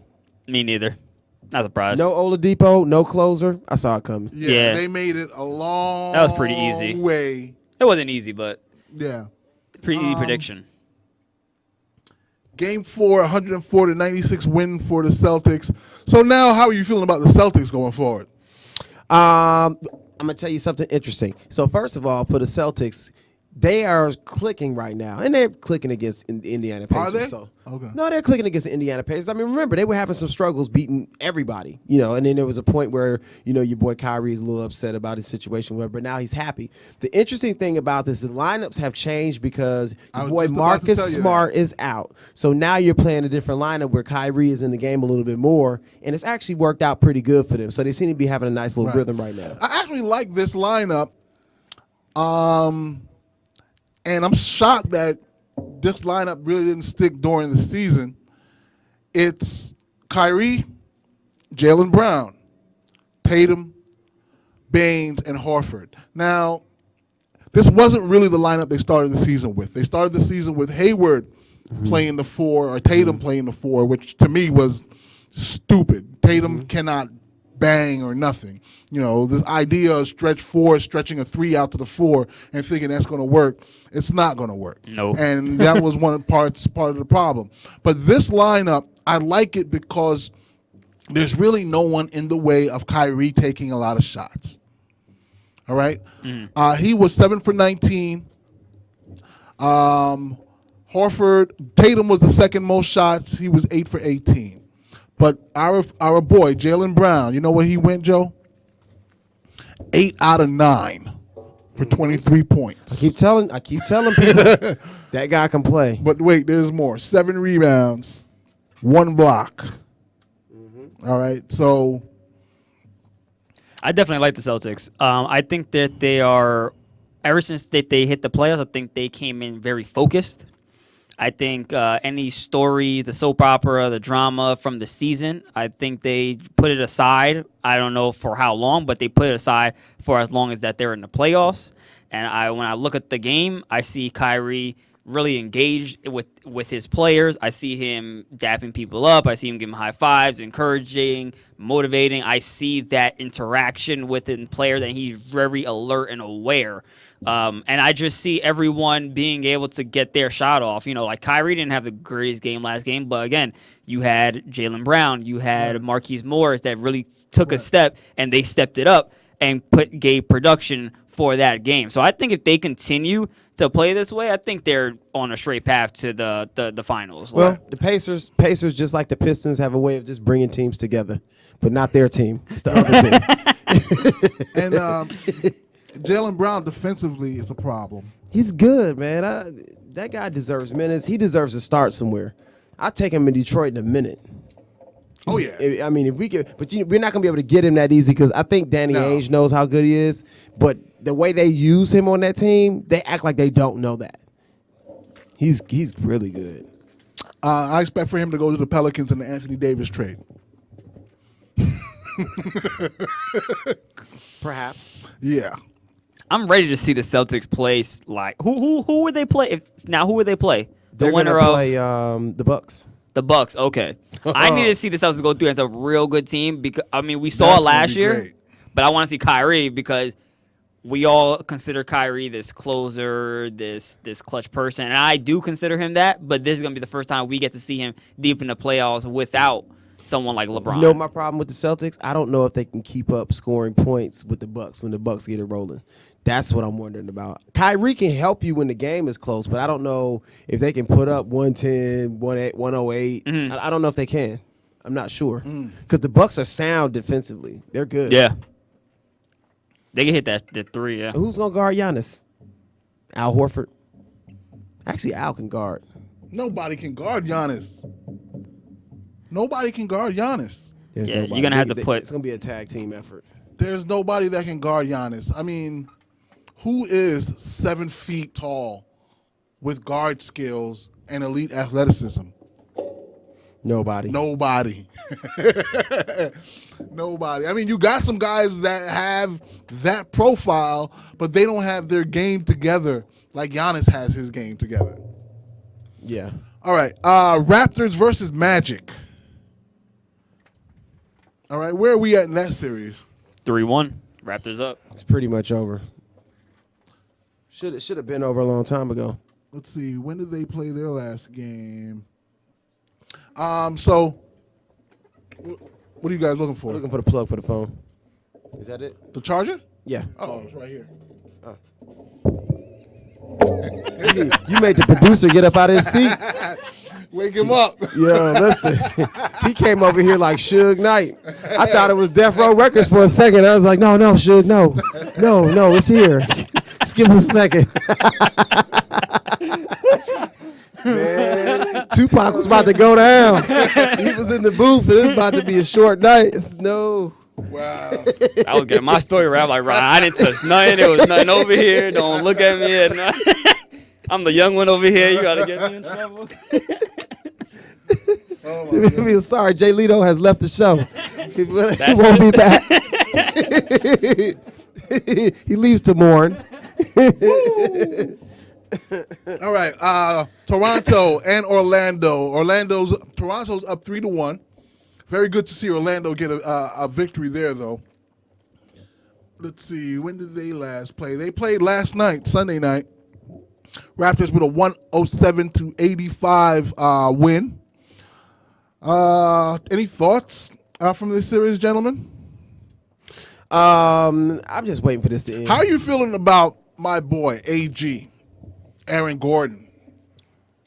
His future, his development.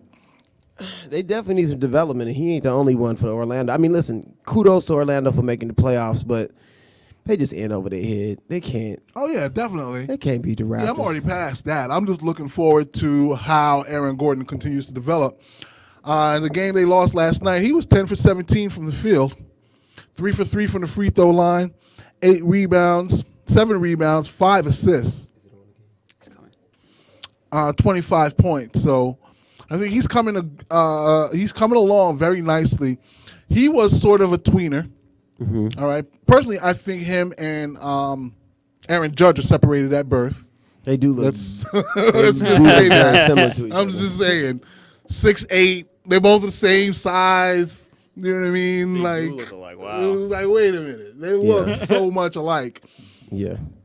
Anyway, so as the Magic continue to develop their young players, Aaron Gordon, Jonathan Isaac got 16 minutes. He was 0 for 4 in this game, but again, he's still just 20 years old. Vukovic is the franchise. He had 11 points in this game. Augustine and Fournier. So Bamba also did not get into this game. Right? So going forward with that team, it's about Bamba, it's about Isaac, and it's about Aaron Gordon. So I'm just looking to Aaron Gordon to really continue his development and take a step potentially into the top 20 in terms of player rankings. So we'll look for that. Is that all the East? Did we miss anything in the East?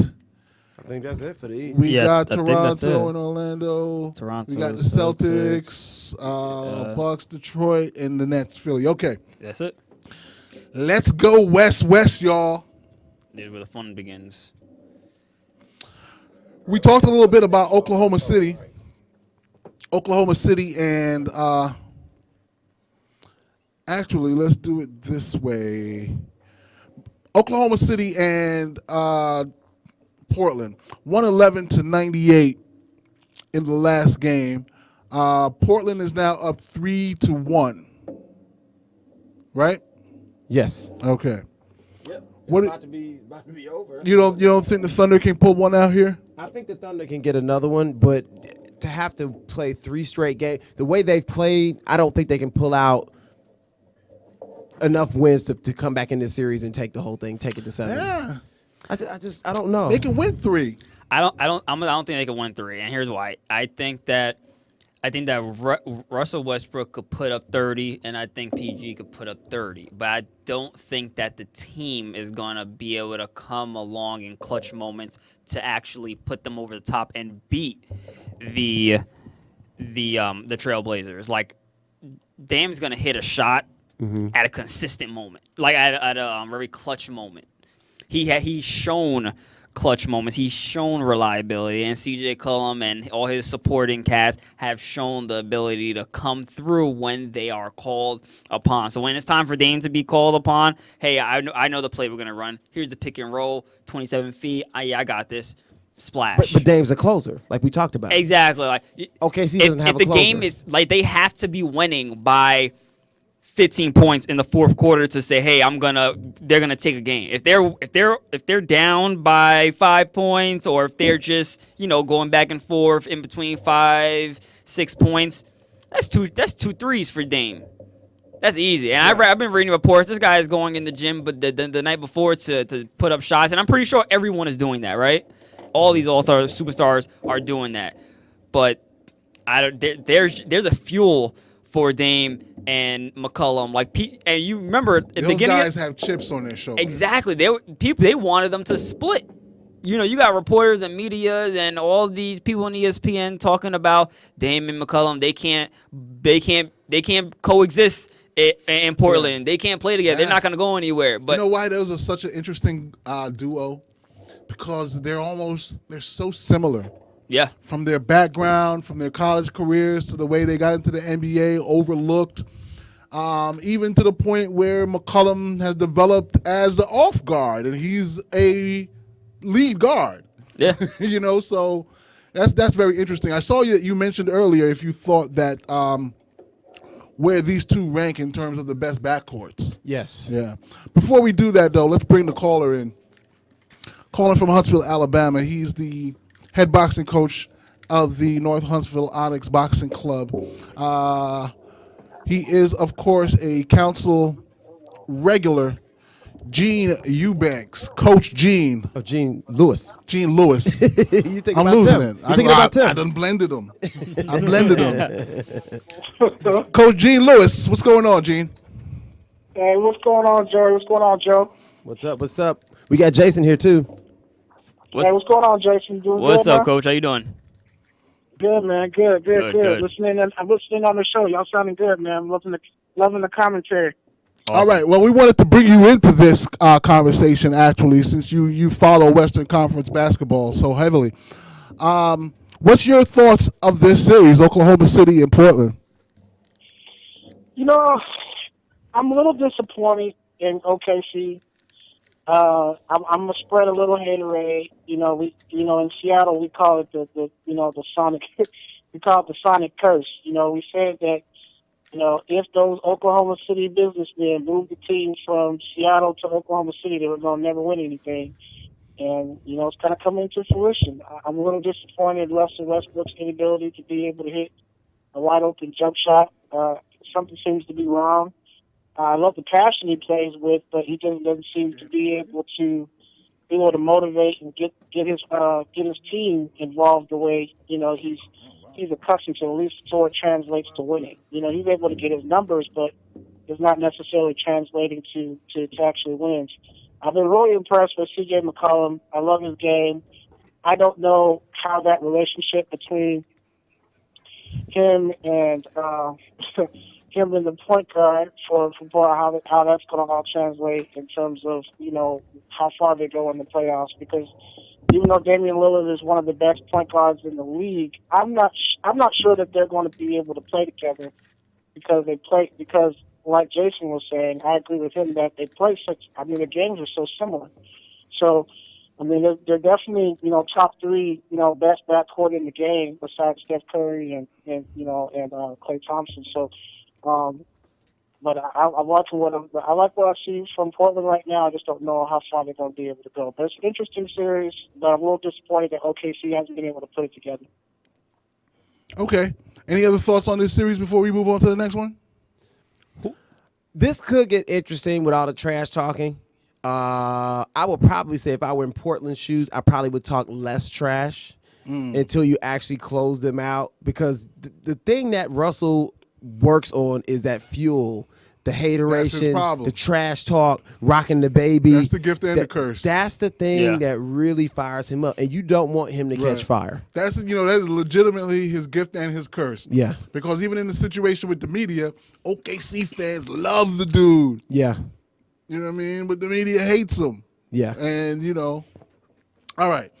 The Rockets against Jason's favorite team.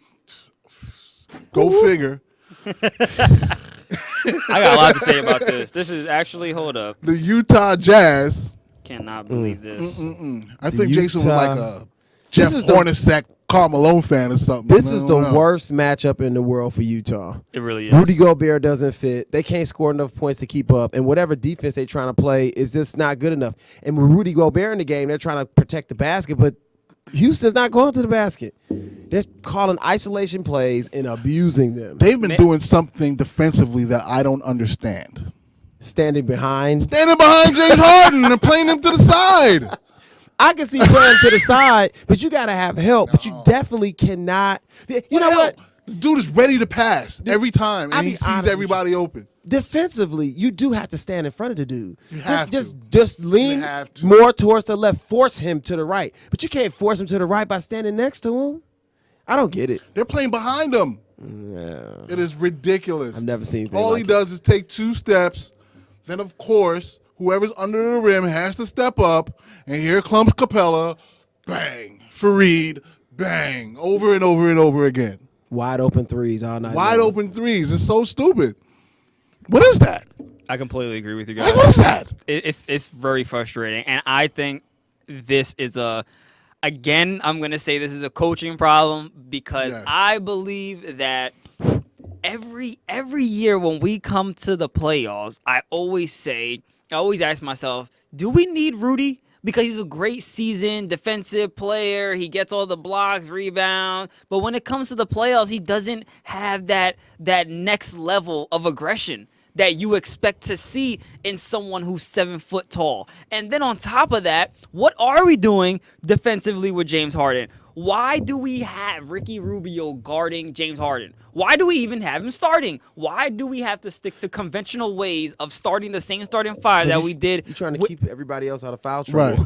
Well, I mean, No, really, but here's the thing: we have two people that we need to have all. There should be three people guarding James Harden at all time: and who are they? O'Neal, Crowder, and Donovan Mitchell. Crowder, I go with. Crowder and O'Neal should have. That should be their only responsibility throughout the whole game. And when those two need breaks, then you have Donovan Mitchell guarding him. Well, no, you don't even. You just take. They go out when Hale Harden goes out. Exactly. Right. Exactly. And I don't understand why of course, we don't want Donovan guarding him because we don't want the foul trouble for him. But then you're going to put Ricky Rubio on James Harden, which makes no sense. You see this guy, there was game 2, he crossed him up so bad. I was watching it, and I was like, oh, snap, he stepped on his foot. The replay came, he didn't step on his foot. He didn't step Stepped on on his own foot. Oh, my goodness. Wow. It's Well, so... I'm gonna throw something out there in regards to that. I think JC make a great point, but I think something that Coach Snyder needs to try. Why not play Dante Exum? And Yes. put him on James Harden. He's a more That's what I was going to say. I thought he's Exum was taller. who you were going to bring up. Yes. I think he left. You've been waiting on the. Well, you said you think he left. Yeah, I don't think he's on the team anymore. I think he left. I think they kept O'Neal. I think Exum he went right. with. I I'll think check. Exum went with that deal with Cal Korver. If I'm not mistaken, I could be wrong, Gene. We're checking right now. But if I'm wrong, I definitely do agree with you. I mean, because my whole thing is, why would you trade him when you invested so many years in developing the kid? I know. Absolutely, And absolutely. And he's the perfect I defender. mean, and he's a great defender, and the fact of his height too. I mean, look, the kid is what 6'5", 6'6". 6'5". Oh, he's 6'6", so Yeah. even better. He's on So team. put a taller guy, He's a taller player on him, and that way you got 6'5". If he fouls out, it doesn't hurt you. He's not really an offensive threat, but at least he'd be a defensive stopper for you. Exum is still there. Okay. Exum Yeah. is still there, and the length that Exum has is an X factor. Yeah. So that would have been. Absolutely. And the other factor that nobody would ever think about, I love the Australian players because they're so gritty. They're so hardcore that they're always ready. You know what I'm saying? That's why Bogut is such a big thing for the Warriors. You know what I mean? The really only soft one I know of is Ben Simmons. And honestly, when the fracas went off the other night, Ben Simmons went right up in the middle of it. Ben's not soft. He just don't like to shoot. Right. That's his problem. He doesn't like to shoot baskets. All right, Gene, is that your thought on this series, or you got something else to add? Oh no, I'm good on that. All right. He's done with it. It's sad. Over. Yeah, I think we all nailed it.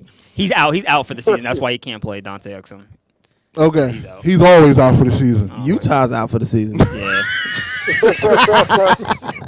Right. Sorry, man. I Somebody's going apologize. fishing. Says the Pistons Too fans soon. as Too the soon. Pistons are about to get I swept. know. Listen, Pistons can laugh because I knew this was coming. I'm not even confused. I'm not upset about this. I knew this was gonna happen. I thought we were gonna get one game. Let's go. Warriors and Clippers. Currently, this series is 3-1 Warriors.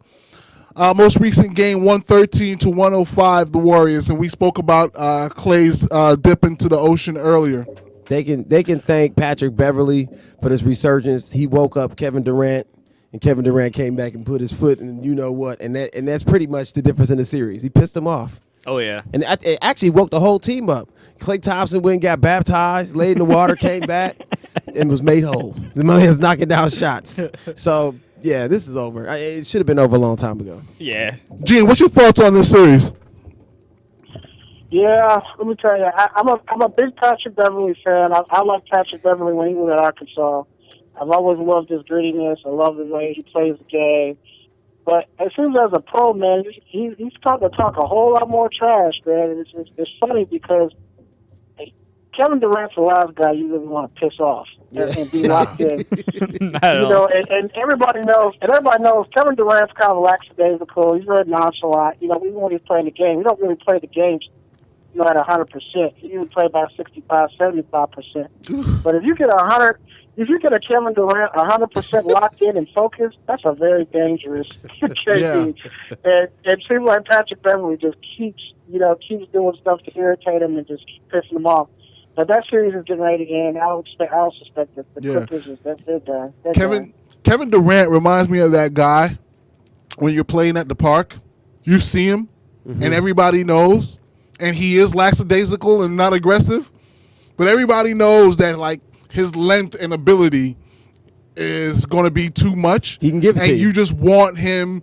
You want to hurry up and win the game and get them off the court. And hope nobody picks him up next. Don't say anything But to you him. don't mess with him because there is literally he chooses when to hurt you. You know what I'm saying? It's always his choice. It's nobody else's decision. It is his choice when he wants to do what he wants to do. Yeah. Yeah. And, you know, you're better off letting him sleep because once he wakes up You're a and he statistic. realizes it, You're a statistic. you're a statistic. That's it. Yep. Thanks, Patrick. Yeah. But see, Honestly. I'm with Gene because, again, I like the goons. I like these hard-nosed players. And you need a guy like that on your team, but you just don't want to mess with that guy. Yeah, you don't go You out to don't KD. want to. You don't mess with KD. You leave him sleeping, and you go mess with Steph. The thing about Patrick, Exactly. Patrick is the dude at the YMCA rec league that's bridging everybody, run up underneath people. He's talking trash. He's pushing people. He probably only scores 1 point a game, and you potentially end up injured because of him. You sprain your ankle because you land on him the wrong way. Like he's a dude you just stay away from. You just let him go. You let him go. Let him go. He's not going to drop 30 on you. So I just ignore Patrick. I think he's a good player, but I wish he could do, if he could focus more on the game and then add a little bit of the trash talking and the stuff with it, then Right. I can respect it a little bit more. But it gets old sometimes. Okay, so here's a series that actually might go 7. It's the Denver Nuggets and the San Antonio Spurs, currently tied after 4 games, 2-2. Gene, what is your take on this series? Man, I love that series, and I'm gonna tell you why I love it. The Joker is nasty, dude.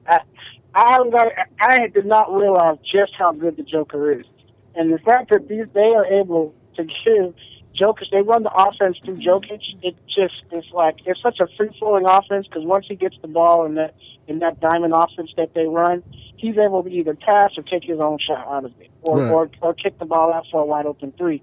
So the Nuggets to me are a very fun team to watch. San Antonio kind of surprises me, but Pop, this is kind of his time of the year. He always tends to shine in the playoffs, and he's got Rudy Gay playing at a high level. I thought Rudy Gay was going to be washed up, and we wouldn't even see him in the league. And he seems to have found him a home in San Antonio. He's playing really well. But I think where San Antonio is going to struggle is at the point guard position. They'll really have a point guard who can really kind of get that offense going the way it needs to be able to run. Right. So But let me throw this out there. I'm watching the Nuggets play the other day, and it finally hits me who Jokic reminds me of. Who? He is Sabonis. Arvydas He Sabonis. is the new Sabonis. If Sabonis was allowed to come out of the post, Yes. which they let Jokic actually bring the ball up, Yeah. that's what he is. You don't know Sabonis. that's a No, Look him up. His Great son is in the Look him league up. now, but his dad used to play for No, Portland. you want to look him up when you get home. Yeah. Arvydas is nasty. You know what I'm saying? Arvydas was sick because they used to run the offense through Arvydas, and he would just have all these sick passes. And that he would can make shoot. some- He can Right. shoot the three, which was rare for a 7-footer back then. Right. And he's not just a 7-footer. He's like 7'4". Yeah. And Arvydas, actually, we didn't get to see him play his best basketball. Right. We Can't be called the him. same Right, Sabonis. 'cause- It's his dad. right. Oh, okay. Sabonis' father Okay. used to play for Yeah. Portland, so he was Yeah, nasty.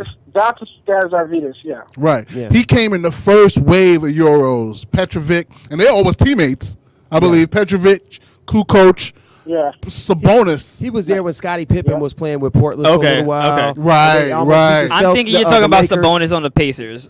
His Yeah, daddy. his dad. His dad. Okay. Yeah. I think talking about him. I'm like, wait, he's not that old. All right. Yeah. Yeah, his Yeah. dad. His dad. All right. Yeah. That's who he is. What's your thoughts on this series?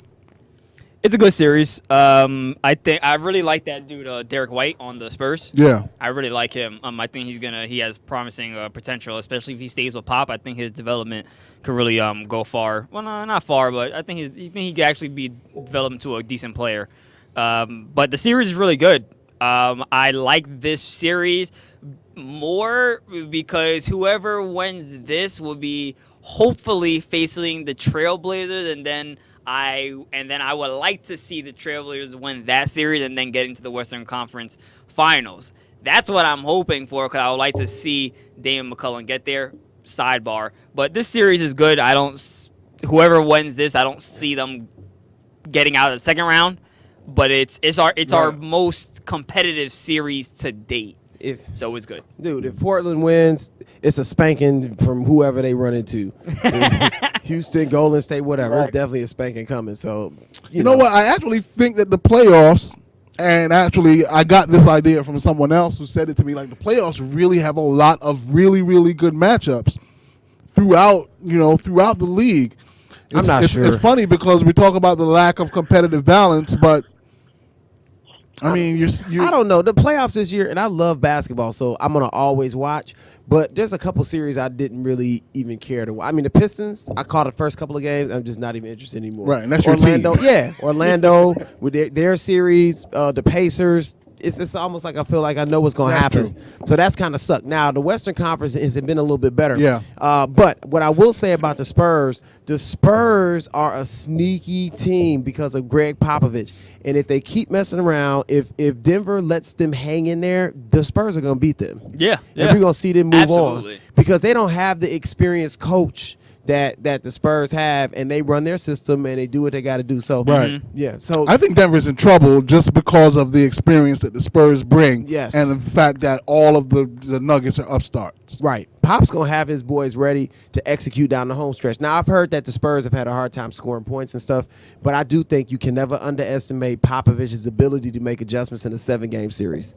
And I just want to shout out Jamal Murray. I do like his play in this series, and I think this his first playoff. Yeah. Yes. Yeah, I like the way he's playing for it to be his first playoff run. I think he's actually playing better than Kyle Lowry. Definitely. Everybody's a better player than Kyle Lowry. Everybody's playing better than Especially in the Kyle Lowry. playoffs. He's always a better player. So Patrick I'm Beverly's actually playing looking better. forward. I'm looking forward to his summer, because I just expect that Canadian national team, with him now as a man, is about to take off. Right, this is before R.J. Barrett even gets back, because he's not gonna, after getting drafted, he's not even gonna be able to go play. But led by Murray, I think this Canadian national team is really about to take a big step this year, because he's unguardable in that situation. You know what I mean? yeah. All right. Moving on. On Saturday night was fight night. Terrence Crawford and Amir Khan matched up in a bout that was very much anticipated, and it turned into a little bit of a controversy as Terrence Crawford won the fight by TKO in the 6th round after a low blow. But before we get to that, I'm going to give it to you, Coach Gene. Give us your reaction of the fight, and your thoughts about the fight prior to the punch that ended it.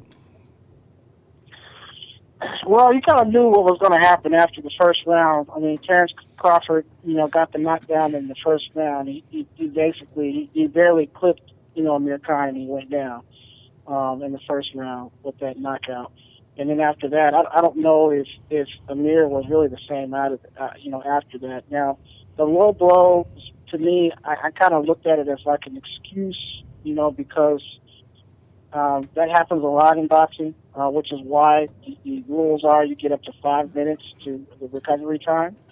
And, if Amir really wanted to compete, he could have taken all up to the entire 5 minutes. He didn't have to, they didn't have to resume action. They could have waited until the 5 minutes was up and then gone ahead with the fight. So, to me, I felt like he was looking for a way out. Terrence Crawford clearly, he didn't really have an answer for him. Terrence's ability to be able to switch back and forth between going lefty or righty, I mean, he just offensively gifted, when it comes to throwing combinations and working angles. And Amir didn't have an answer for him. So, it's a tough fight. I feel bad for Amir. I like Amir Khan, but I think he needs to go ahead and shut it down.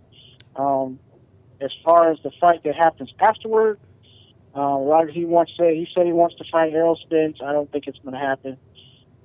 It's two different promoters.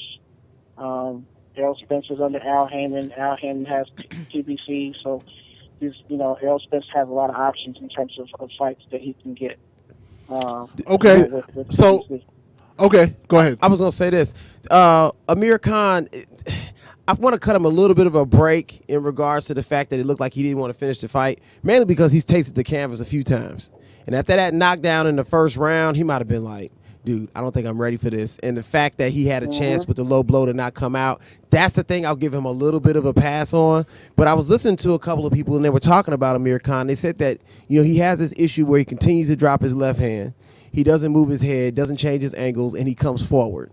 And so when you're doing that, there's like, you're going to continue to lose fights. Right. I give him a lot of credit for not being afraid to fight anybody. But with that He being was afraid. said, No, he was afraid to fight Terrence Khan. I mean, he was afraid to fight Terrence Crawford. to come back out. But I'm Yeah, talking yeah, that's about afraid to fight. accept the fight. Like, he'll fight anybody. He'll Yeah, tell you. see, He'll jump in the okay, ring, so- but he's taking licks and getting knocked out. So here was the frustrating part of this to me. And this is why boxing takes such a big hit. It's like he went out there, he had a major payday, and he quit in the middle of a fight. I didn't think that he was getting destroyed to the point where he couldn't go on. You know what I mean? I almost felt like he was starting to pick up some momentum. You know what I mean? Because I think he started off the fight the wrong way, because I felt like he was doing more trying to feel out Terrence Crawford instead of his normal aggressive flurry fighting style. And he was doing more of what you expected Terrence Crawford to do, which was, and I'm getting all of this from Eugene, so don't get it twisted. I don't really know what I'm talking about. You know what I mean? Now, you know what you're talking about. You're doing a good job. Keep going. Right. So, learning from you, I expected Crawford to play it safe for 6-7 rounds and then bombard him and take care of him. I expected Khan to be aggressive and throw those flurries, those combinations that he's so famous for, and walk into a punch. But it looked like he wasn't really being aggressive in those first couple of rounds. I almost felt like he was scared. And then the way that he ended the fight, like you said, you caught a low blow. We all know when you catch that low blow, you're out of wind, and you get plenty of time to come back. Why would you walk away from your opportunity to potentially catch this guy with a lucky punch and make $50 million down the road off of that lucky punch? You know what I mean? Probably 'cause he was gonna be knocked out. I feel He like knew he it was quit. coming. He definitely took the money and ran. Before your eye could see the fact that he was struggling, he had to have known that he was struggling or wasn't going Right. to win that fight. And so that's why he just didn't come off his stool. Because even you playing against somebody like, man, this dude is quicker than me. He can shoot. Right. Like, he hasn't put 10 buckets on me yet, but it's okay, going to so happen. I'm looking at the scorecard. I'm looking at the scorecard right now.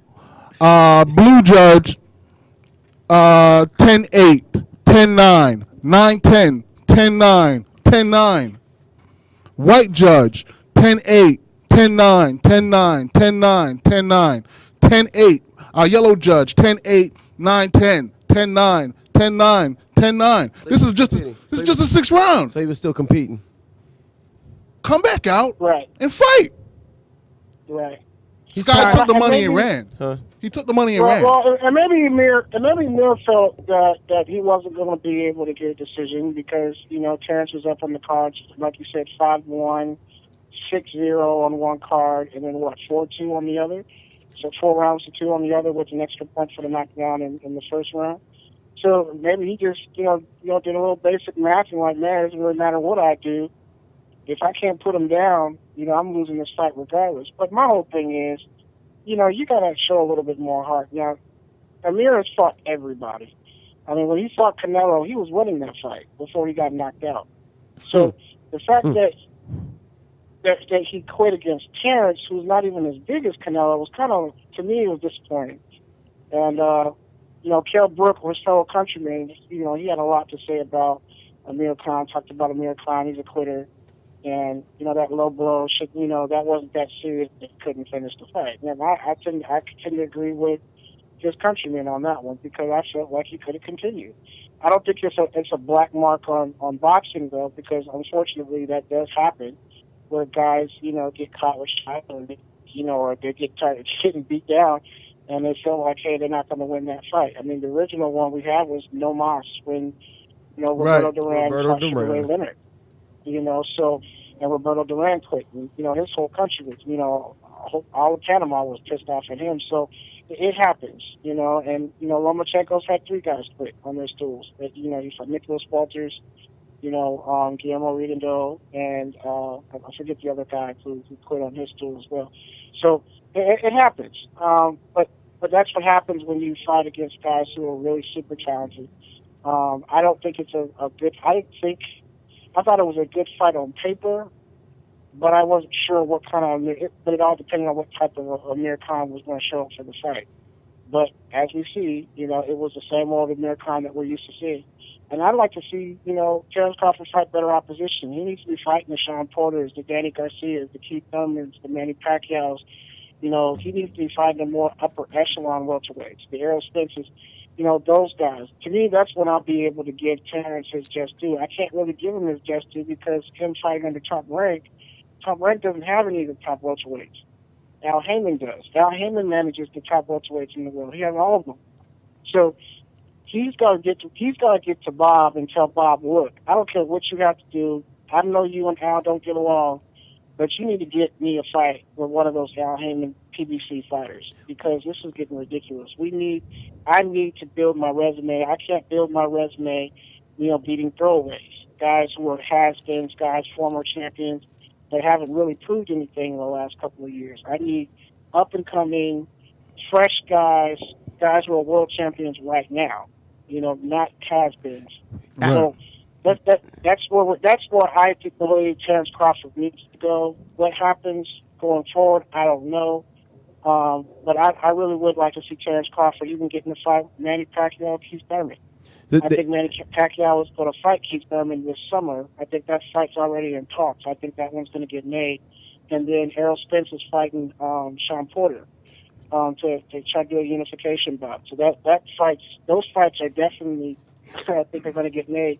So the person who's available right now is really Danny Garcia. Danny Garcia fought yesterday. He fought Adrian Granados, beat the crap out of him, knocked him down three times before they called the fight. So I like to see, Terrence Crawford fight Danny Garcia. They got bad blood, from the amateurs. Danny Garcia beat Terrence Crawford in the amateurs, so I'd like to see him get some get back. Bob Arum said that the reason the fights can't happen is it's Al Heyman's fault because Al Heyman doesn't want to fight anybody. He said that's why this fight will never happen with Crawford fighting Spence. Well, that's what Al. Here's the thing. Bob always says that, but he made the fight happen when he had Floyd. That's when true. Floyd and Manny wanted to fight. That's true. So he can't say that. And then also too, when Oscar De La Hoya was Golden Boy and Floyd was under PBC or Al Heyman, they got the deal done with Richard Schaefer. So it can be done. It's just a matter of do they want to put together the card and put the money and the finances in place to see it happen. Okay. So that's where we're at right now. All right. We got to go, Gene. I do have some homework for you. Yes, sir.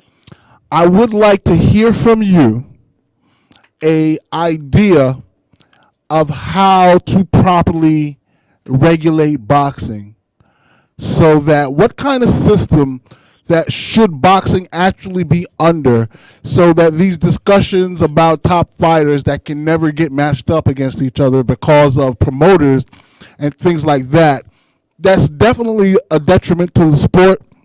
And obviously it's been going on since the beginning. I'm looking for an idea, a system of how to do it the right way. Can you? I'm sure you've already been thinking of something. No, I could tell you that in 5 seconds. I mean, Well, we actually don't have 5 seconds, so we're gonna push that into the next time. But I just definitely wanted to put that out there because I'm very interested, as someone who's a bit of an organizationalist, how to properly do boxing. yes, sir. All right. Gotcha. All right. That's going to be it. We're going to get out of here. Thanks again, Gene. Appreciate you coming on. We'll see you next time. Yes, sir. No doubt. All right. Thank you for watching. Thank you for listening. This has been the Council Sports Talk. Please go to YouTube. If you're watching us on YouTube, subscribe. If you're not watching us on YouTube, please go to YouTube, the Council Sports Talk channel, and subscribe. Please go to the GS Radio channel and subscribe. Make sure that you follow us on Twitter at Council Talk, on Instagram at Council_Sports Talk. 2 Joes. Follow Jason at Council Talk 1. Is that right, Jason? Council Sports _T1. Council Sports _T1. All right. Please like, comment, share. Make sure that I think I covered everything. Subscribe, follow, share, like, comment, the whole thing. Do it all. We appreciate your support. We need some additional support. Tell a friend. Do whatever you can do to help us out. It's greatly appreciated. This has been a presentation of GS Radio, Council Sports Talk. Thank you again for joining us, and we will see you next time.